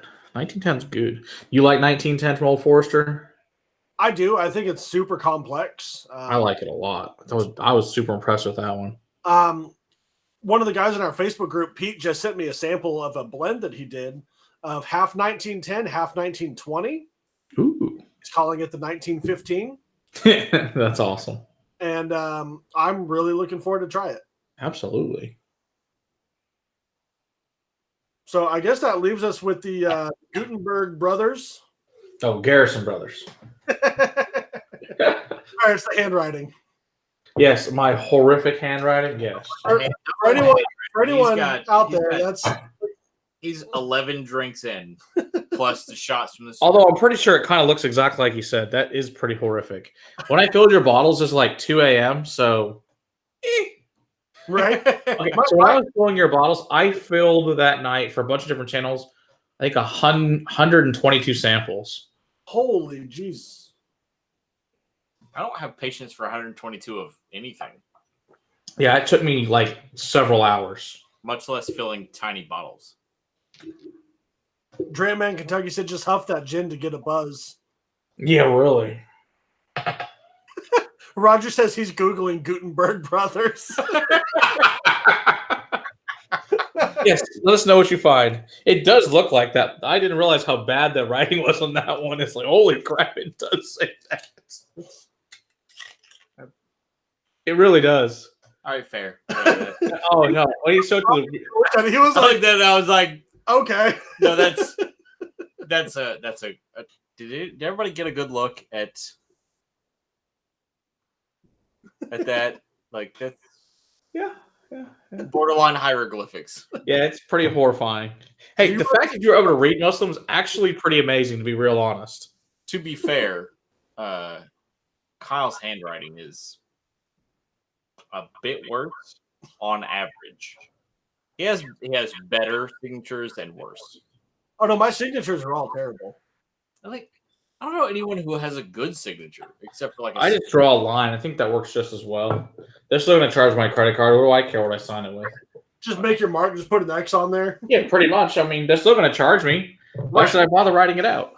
I don't think I've ever seen an instance where like a credit card company came to anyone I know and was like, "Is this your signature?" Like, exactly. Mine starts as an N and then just kind of a squiggle and finishes as a line. Yeah, I just draw a line. I'm like, yeah, you're going to charge me. It's fine. Right. I'm not going to bother signing this. The store's not going to dispute it. Like, this guy had a bad signature. We don't know if we want his money or not. Exactly. Ooh, Oh, Whiskey Ace is in. That's got a really nice nose. Hey, Whiskey Ace. Yeah, so this is okay, I'll have to tell you about this. Okay, so this is from the Garrison Brothers, which is down in High, Texas, which is a tiny little town, basically between Austin and Fredericksburg. And you ever heard like Lukenbach, Texas, the song? It's probably about 20 minutes from there. It's a little tiny town out there. This is a single barrel from them, and this is bottle 37 of 66. It's a 3 years in oak, and this is distilled in 2011. So it's quite good, though. Yeah, I know it's hit and miss for a lot of people with Garrison, but you either really like them or you really hate them. I don't find a little in the middle on Garrison. I like that bottle. Oh yeah, I love the wax. Yeah, because on the regular stuff, it's a black wax, and then on this one, for single barrels, it's like silver wax. But then it's really cool. They put this Texas star on it, and the new one they just came with their Ballarama or Bellarmea. That one is a blue wax. It's like a teal wax, which is really good. But I've got a bottle of it, but it's pre this release because distillery only when I bought it, and that's pretty tasty as well. And that's a double barrel 4-year one. To be fair, Texas is really good at putting their star on everything. Well, yes, we are very good at that. Yeah, so this says the corn varietal on this one is a #1 Panhandle White. All right. From Dallam County. I'm not really quite sure where that is, but somewhere in Texas. But they also make Cowboy, which is their cask strength. So I want to say it was like 137 something. I've got one of those, and that thing is amazing. It's pretty stout. 137. Yeah, and it comes with like this gigantic medal on it with the giant Texas star because, like you said, we put it on everything. Obviously. And it comes with this big, nice wooden box. And I got so it's funny. So I met Dan Garrison. He signed it. So what does he sign over to? My freaking kids. He signs it over to them and says they can have this when they're 21. I'm like, awesome. So I had to buy 2. So one was not signed and one is. So when they turn 21, that's their 21st birthday present, is this Cowboy Garrison. It's like a couple $100. I've got a couple bottles of George Dickel's Bottled and Bond that we picked up on release day. Very nice. Sorry, that's signed by, is it Nicole Austin? I think it is. Very cool. Master distiller. Yeah, it was pretty cool. So how's the whiskey though? I like it. It's a high corn content, but you're used to some of that, so it doesn't bother me at all. I enjoy it. I really do. I've got 5 bottles of it. I think it's the appropriate price though. $35. $35 for a 4-year. Well, for a 13-year. 13, yeah. Bottled and Bond. Like, what's to be upset about? Yeah, exactly. Yeah, you can't dispute the price. No, it's good. Is it amazing? I would say no. But we're actually doing. Have you had the Smooth Ambler's 13-year single barrel that came out as well recently? I have not. So we're actually going to do a video comparing the two of them. They're both 13 years. So and it's Dickel juice inside of the Smooth Ambler. So it used to be an MGP, but now it's Dickel. So it's very interesting. We're going to try see if it's the same or different. Yeah, no, the Dickel Bottled and Bond, I was, I've not been a super huge fan of a lot of Dickel stuff. Like, it's good, but I don't go chasing after it. Yeah. With that, almost every time I've seen a bottle on the shelf, I've bought it. Yeah, I prefer certainly the Dickel over the Jack Daniels for me personally. Oh, no question. Yeah, absolutely. I think especially like in 12, I think is really good. So I really I'm like really excited to see what you guys think of the Old Scout, because that's a 13-year Dickel, right? Exactly. Yeah. So we're gonna do a comparison video on those two, and that's what we're gonna film that Sunday. But it's like 3 times the price. Yeah, because I think because the Dickel cost me $35, and I think I got the Smooth Ambler for like $60. Okay, it's almost twice the price then. Mm-hmm. Yeah, that was a good price. In some places, it is like $78 at some places I've seen. So yeah, it definitely can be that price. So this is the Balcones that I have now. All right, I'll go grab mine. I tried to find the Garrison Brothers that I have. I can't seem to find it. It's around somewhere. Everything's kind of in disarray around here with trying to get everything organized.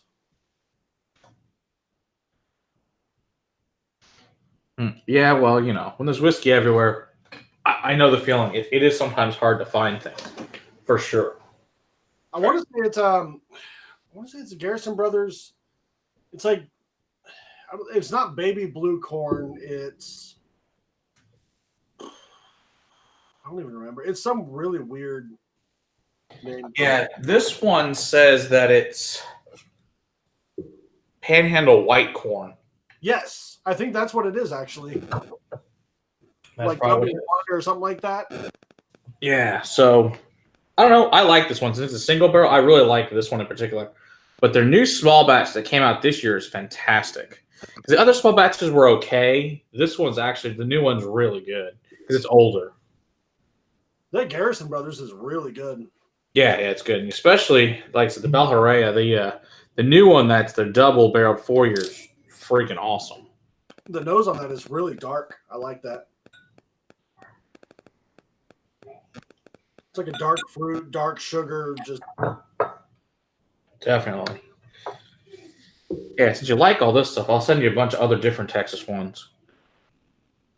I brought out your favorite. I found it. God. All right, you can try it. Either get a refund or try it and see how bad it is. That's your choice. It wasn't all that expensive. I'm tempted to just try it and see how bad it is. I don't know. Did you get that at Bill's? Yeah. If I'm not mistaken, I think it was on the shelf for 40 or less. Oh, you got a good deal because here it's $50. Maybe it was 45? Like, I don't think something it like was that. much. Still a better price than we're paying. Definitely under 50. It does say distilled, aged, and bottled. Yeah, that's made by them. Okay. So you got to tell me how bad you think it is. Did you grab that Texas? Yeah, I went and got the. I've got more of these. This is like the remnants of this the single malt. What did you pour? This one is it's the regular classic 53% Balcones single malt. I'll go in with some. So the Garrison, you like that one a lot? That is super good. So what was your favorite of everything you tried of the samples? That Garrison was really amazing. Where was that other one? It's like the second or third one. That Yellow Rose was really good. It was a little lighter on flavor, but it had really Right. good. I think you like that Balcones cast strength. Yeah, that's actually the one that I was looking for. It is that Taw. That Taw was really good. You like that? Yeah. If you want some, I'll blue talk corn? to Justin, who's their owner, and see if maybe he can get you one. That blue corn was awesome. Yeah, but we'd love to put it on the show. Okay. Yeah, I'll talk to him about it. I'll text him tomorrow. Just let him know that we'll probably review it blind. So as long as he's okay with that. Even better. Yeah, they're really cool dudes. Usually, most distilleries, as long as they're willing to stand behind their product, they're totally okay with it. Yeah, exactly. I mean, if you don't want to stand behind your product, you got a problem in the first place. So I've been missing some of the chat. I just popped in, and Richie G said, "Richie G, the spit, the most memorable moment in a whiskey review." Did you see our? Was it our latest review? Pepper? No. The James E. Pepper. I did not get a chance to watch that one yet. Barrel proof rye. I literally spit it out on camera. You hated it that much? I hated it that much. Weird. See, I like that one. And that's what a lot of people said. They're like, dude, this is really good, and blah, blah, blah, which is why I bought it. And yeah, that's interesting. Maybe. And I wonder if it's the same thing, consistency problems. I don't know. Because that one's sourced. So who knows? Now, I know that the distillery started back up again. I do wonder on them. But yeah, the ones I have, their stuff's really good. Roger, yes, the Rebel Yell 100 proof is good. Mm-hmm. Absolutely. Especially for the price. Oh yeah, it's like $18 here. That's a no-brainer. Yeah. $18 for 100 proof? Like, yeah, no, buy that today.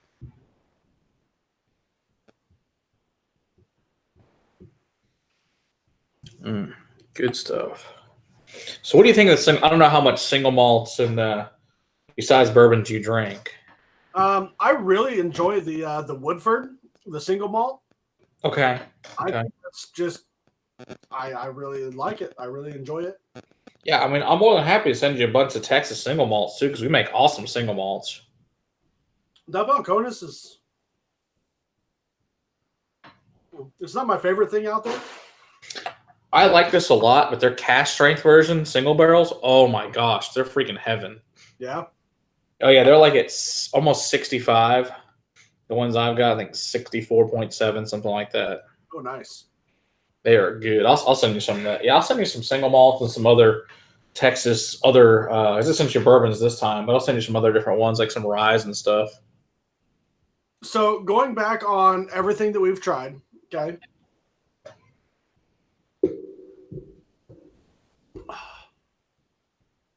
And this Balcones single malt has a little bit of it, but a lot of the ones that I've tried, which have only been like 3 or 4, but it almost like what I got off of them was a lot of the woody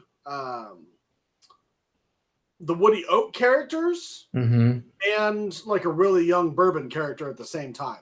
Yep, that sounds about right. Which was kind of like the worst of both worlds. You know what I mean? Yep. Where a lot of these, like, they didn't have that really young flavor. They didn't have. It's insane what it'll do here in a few months. Yeah, it's crazy. The oldest thing you tasted here was 30 months. That's crazy. Which is insane. And it's amazing how much flavor you can get on these things. That is I have to tell you, like the oldest thing I've got from Texas is Icarus from Iron. That's 39 months, but that's a port and peat barrel finish. So that might, I don't know. I know you're probably not really heavy into that. You might actually like that one. It's a really unique flavor, but I love it. Not real big on the smoky, especially like peaty kind of stuff. Okay. I'm just not. Hey, whatever. There's plenty of people that don't like peat. There's people that are diehards for peat. Just person for sure. I just saw what is it, the Peat Monster? Yeah. Recently, and I don't know. It's just not my. It's trying to kill you. It's not that I don't like the flavor of it, but to me, it's a lot like cigars. Like I enjoy the flavor of it, but I don't like tasting it 4 hours after I'm done with it. Totally agree. Or the next morning. You know what I mean? Exactly. Yeah, there can be plus if you smoke heavy cigars, they can really screw you up pretty bad. Way worse than any whiskey ever has. If he smoked like really dark, heavy cigars, he would throw up. Like, oh yeah, that'll do it. I really like the flavor of them, but he was like, I just can't. Yeah, I had to give them up. Me and them did not agree. Just got too messed up on them. So I used to drink Atara Fuentes Opus X's a lot, and it just eventually once you started mixing that with whiskey and the blood pressure meds or whatever is not good. So cigars had to go. Yeah, I'm with you. Like I said, I love the flavor of them. I like the smell of them. Absolutely. I just don't like. So I went to a bar. Some of the people in the chat have probably heard this before, but I went to a bar and I got the Lafroig 10, which was apparently a mistake to start out with peat. Yeah, they tried to kill you. I asked the bartender, I was like, can I just like taste it before I order a pour of it? And he poured me a small taster. Yeah. I took a small sip of it, and that is all I tasted through my entire meal. Oh yeah, if you're not used to peat, absolutely. Yeah, that will try to kill you.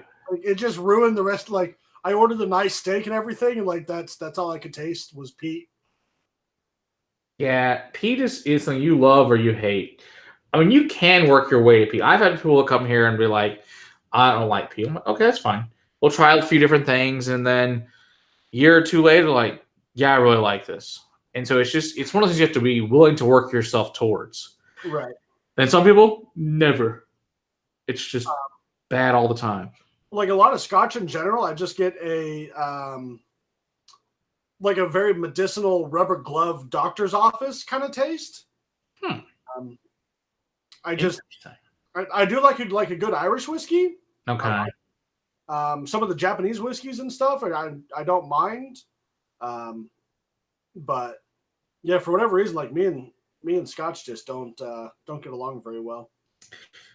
I think people are giving you the wrong scotches then. There's a lot of good scotches that are not that way. I think you just have to have somebody take it down the right path on it. I did gotta try the Signet. Yes. Oh, that was amazing. Yeah, Signet's really good. That was freaking amazing. Okay, so you like the sweeter scotches. Okay. Yeah, I can send you some scotches too if you want. And do some cool stuff with scotches for sure. They said get the Ardbeg Ugadale. Yeah, that'll kill you. He said it tastes like bacon.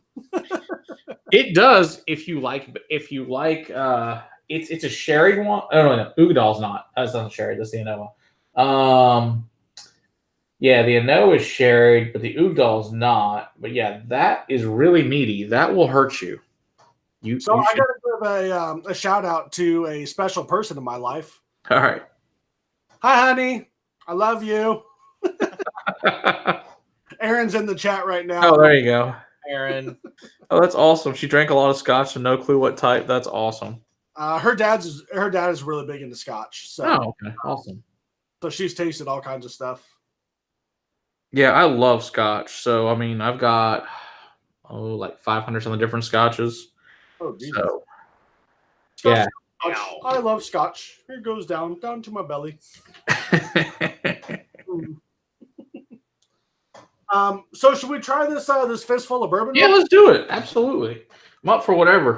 Sitting here. I know where to go. It's all good. I thought you were done. Need a break. Yes, this is an interesting story on this one. So this one is at 90 proof, and basically it's a Scotch blender that made this. They took 5 different bourbons and put it together, and it's from William Grant and Sons. So yeah, it's interesting. They do like they got a cool story. You know what I mean? Being Scotch blenders and stuff, and trying the bourbon, whatnot. So yeah, I mean they. Like we kind of talked about off camera really quickly, it does kind of taste like Scotch blended bourbon, but in a good way. Yeah, I would agree. It is definitely a Scotch maker's bourbon, for sure.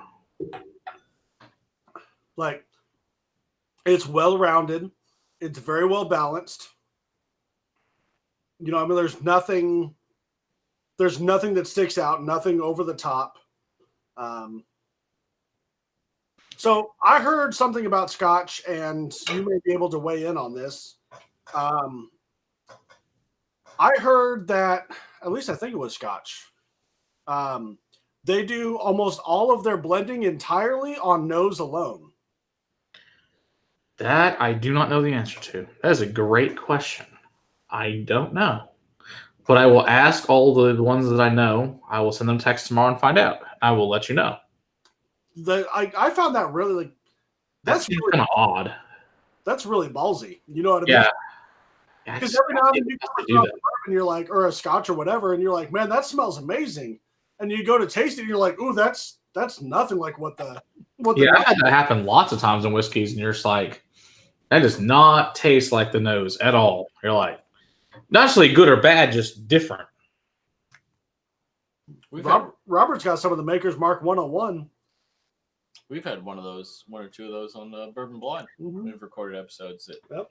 The nose is fantastic, and you take a sip, and you're like, what just happened? Did somebody take the bottle and pour me another glass and swish it into my hand? Someone asked if they had single barrel Scotch. They do. They have lots of single barrel Scotch. I have several that are single barrels, and they're really, really good from what I've had of them. Yeah, there's some, and a lot of them will be like independent bottlers will make a lot of single casks, and they're generally phenomenal. And they're usually cask strength, so they're usually like 57 to 60 something, and they're really good.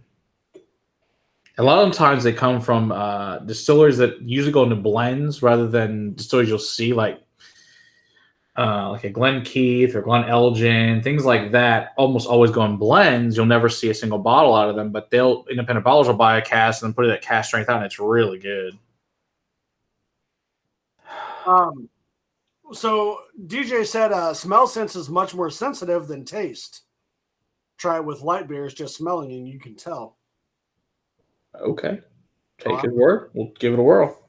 Do you know what the rough barrel entry proof is on a lot of scotches? It is going to be lower than what's your bourbon? Because I know bourbon, of course, the maximum is 125, but it's going to be lower. Plus, with the climate there in Scotland being so much more mild than it is in the United States, it just takes longer anyway. So it's just and then they always use almost not always, but the majority of the time use bourbon specifically generally for the mass majority of the maturation. So it's just lower, it takes longer. So it works. Bourbon takes all the good stuff out of the barrel, then they ship it to Scotland. Right. Hey, plus they're cheap. So it wouldn't be a good Scotsman if you weren't cheap. Right. Hey, they make damn good whiskey with those used bourbon barrels. Or as the Scots like to say, they take all the crap out of the barrel and they keep the good stuff. Spencer said one of his favorite scotch is the independent bottle of the Bunnahabhain, which Absolutely. crazy for lately. Yeah, definitely. Yeah, actually gave Spencer some independent bottle of a 25-year Bunnahabhain. Sure, I know he enjoyed that one.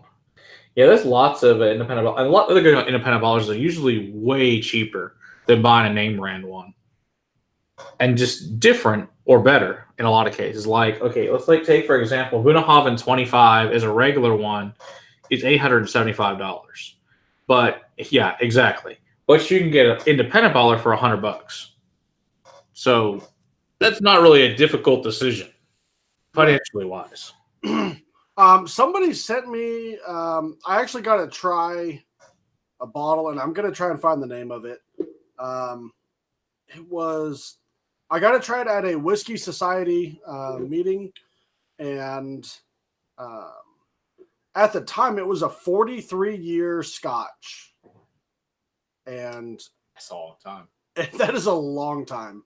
Definitely. That's been in the barrel longer than I've been alive. Yep, for sure. That's intense. Yeah, I've only had a couple that old. It's the age of the barrel in order to drink it. In order to drink it. Sorry. I need to see your ID before you buy this 43-year Scotch. Yeah, you're not old enough. So I'm gonna see if the camera will pick it up. Cameron. Ooh, yeah, single grain. That's good stuff. So it's one of those. I think they said for that 43-year Scotch, they paid like $150 for it. That's insanely cheap. Right. Wow. And it was really good tasting. So someone picked up this bottle, and I was like, he said he paid $100 for it. That's awesome. Yeah, Cameron Bridge is a really nice lowland single grain. And this it's really good stuff. At 53%. Yep, I have that bottle. It's awesome. There's nothing wrong with $100 for a 53-year or a 25-year at 53%. Exactly. Yeah, you can't go wrong. You really can't. All right. Nick said effing Spencer is what he whispered in my ear. Spencer just gave a super chat. Come on, sir. You can do it. I was trying not to get blasted tonight. Thanks, guys. Thanks, Spencer. Now Nick's blasted. But I wasn't before. I am now. Here we are. Here we are. Aaron, someone in the chat was talking about you earlier. They said that it's your fault that they get blasted during live streams. Richie Z said Cameron is a nice single grain as long as it's 25 plus years old. Totally agree. So I wouldn't mind trying, a couple of those because that one I had was freaking phenomenal. Now, did you try that one that you showed me in the picture or no? No. He just posted that in our Bourbon Blind Nation Facebook group. I'll get you some of that. That's no problem. Some stuff. Yeah, I'll send you some scotches and some other types of whiskey. Okay. I'll try anything twice. There you go. I'm adventurous. You know what I mean? Yeah, I'm willing to try pretty much whiskey from anywhere. I don't really care. Once to check it out, the second time to make sure. Yeah. The first time could have been a fluke. Yeah. So you guys need to try that TX bourbon and just see how bad it is. Nick said, God dang it. He didn't say dang it. He said something else, but Dustin Silvestri posted a super chat. $1. Thank you, Dustin. Dustin, I'm not going to say thank you. Oh, here comes some more. And oh crap, we're gonna get behind. DJ Beacon said, since Aaron is out of town, cheers. You thought you were going to go home tomorrow. You're just going to stay in bed all day. I'm just gonna die. It's fine. You can sleep in one of the kids' beds. How's that sound? Won't have to sleep on the couch. If I can make it to the back of the house. By the end of this. Jeez. So, DJ. DJ, we're not friends. So here's this. Cheers to you, DJ.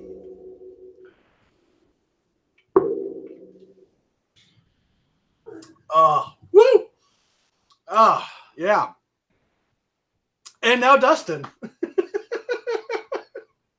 There's a lot of people I'm not friends with in this chat. You want to do TX shots. Who said that? All right, let's bust open this TX. Ooh. Let's see how bad this You better is. calm down. See how bad it is. Oh, he can't figure it out. I guess we don't have to. Fine. Dustin, we're trying, buddy. I haven't forgotten. Yeah, Aaron's making sure you don't forget. Nick's gonna. Oh, I'm sure she is on top of it. I'm sure, especially after her friend tried to kill her during the live stream. Oh, that's not kind. It smells like a rubber glove, Oh, it smells awful. and not in a good way. No, not in a good way. All right, the TX bourbon. Let's see how nasty it is for you, Dustin. Ugh. Erin didn't bring any bourbon with her. You're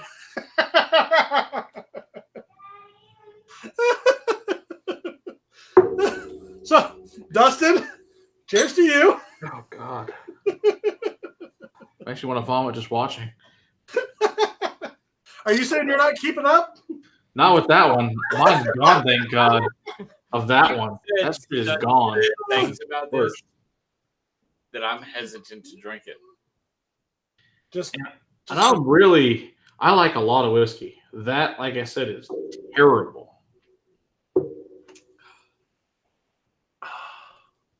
Oh, I've had worse things in my mouth. Not much. Ryan said he's envious of Matt. Quote, no problem. I'll send you that. I don't like that TX bourbon. No, it's horrible. Oh God, I've So had worse bad. things in my mouth, but it's not great. No, it gets worse. You just open it and it gets worse as it oxidizes. It just gets worse and worse. Confidence inspiring. And I'll be like, oh, it couldn't possibly be worse than it was a couple weeks ago. Oh no, it got worse. It's god awful. And the worst thing is these guys are like 20 minutes from my house. you're on your own. And I just want to stand outside with like little picket signs and tell them, make better whiskey. Your stuff sucks. I just want to hire like everyone in the whiskey tube go around and just like shout at them and tell them how bad their whiskey is. Like, just start over. Just Exactly. That's it. Just start over because this stuff is terrible. I've taken a couple of sips of water and it won't go away. No, it won't go. Exactly. It won't go away. all right, Ryan, for you, Nick's gonna hate you for the rest of your life. We're not friends now.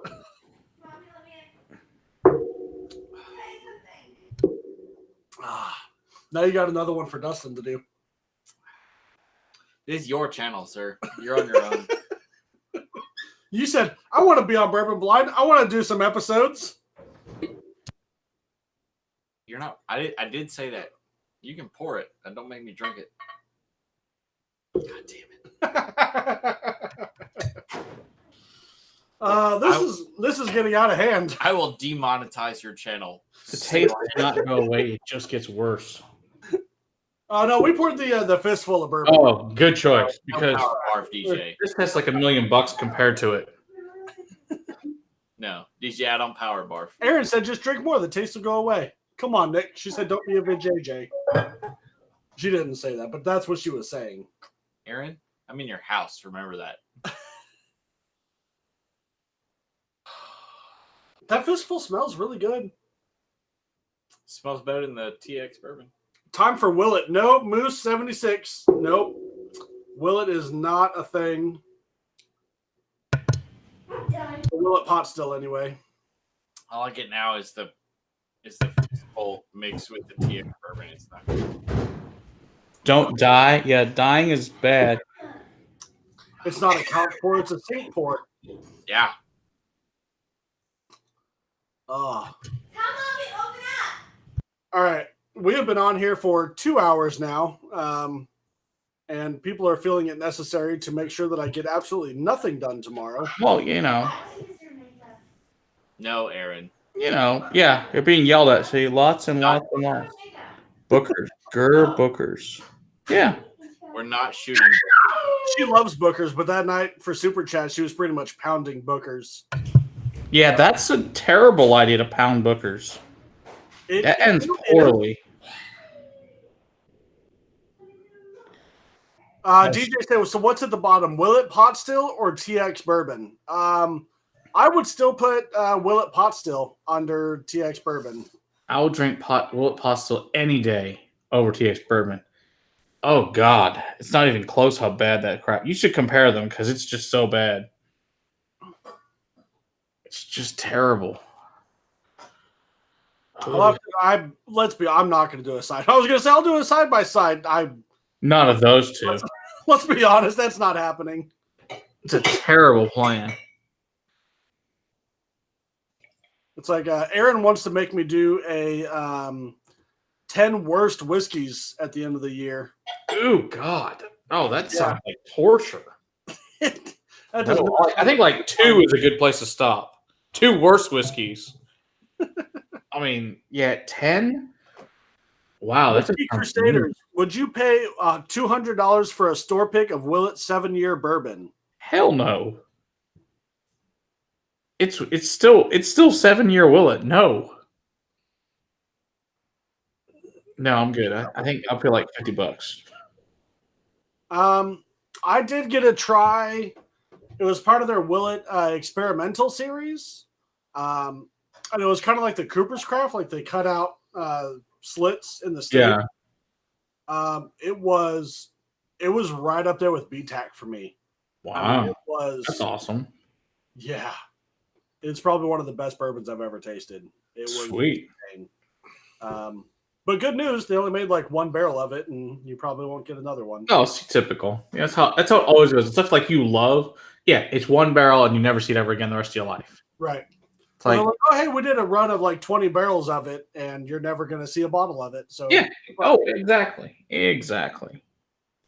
Oh, yeah, Dram Man. Oh, there's a worse whiskey. He's right. Dram Man says the Akoshi, which is some crap that Bobby sent me for my whiskey she wines. Yeah, that's even worse than TX Bourbon. It's the nasty. It is like drinking nail polish remover. It is horrible. I mean, it's just god awful. That sounds nasty. It's some kind of like terrible rice whiskey, and then it's finished in a brandy barrel. It's just, oh god, it's bad. That sounds weird. Yeah, it's just gross. I mean, gross as can be. I think that's like one of the whiskeys I actually might have would be dumping if I actually had a bottle because it's just that bad. That sounds terrible. Yeah, you should. If anybody offers you the answers, hell no. All right. We have been on here for over 2 hours now. You're right. We have. Dude, Matt, I can't thank you enough for sending all those samples. Absolutely. Incredible. I would say at least 8 or 9 of them were absolutely fantastic. Cool. So I really appreciate it. Go through again and let everyone know where they can find you. All right. Whiskey Crusaders on YouTube, and we're also on Facebook and Instagram. So, yeah, we're live at 9:30 on Monday nights. We release videos every Monday morning for our reviews. And check us out. And we do special stuff usually with different brand ambassadors as well, usually once a month. Our next one coming up is Westland, and that'll be next Thursday. It's coming Thursday, which will be the 1st of August, and that'll be at about 6:15 Central Time. This is all Central Time, by the way. So thanks for having me. I really appreciate it. It's been awesome. Absolutely, man. Thanks for coming on. And like I said, thanks for the samples. That's no problem. Glad you enjoyed them. Everyone in the chat that gave a super chat, screw you. And yeah. We're not friends. So we appreciate you. We appreciate all of you. It's all a good time. So, and until next time, Friday noon Central. Cheers and drink blinds. And I'm drunk.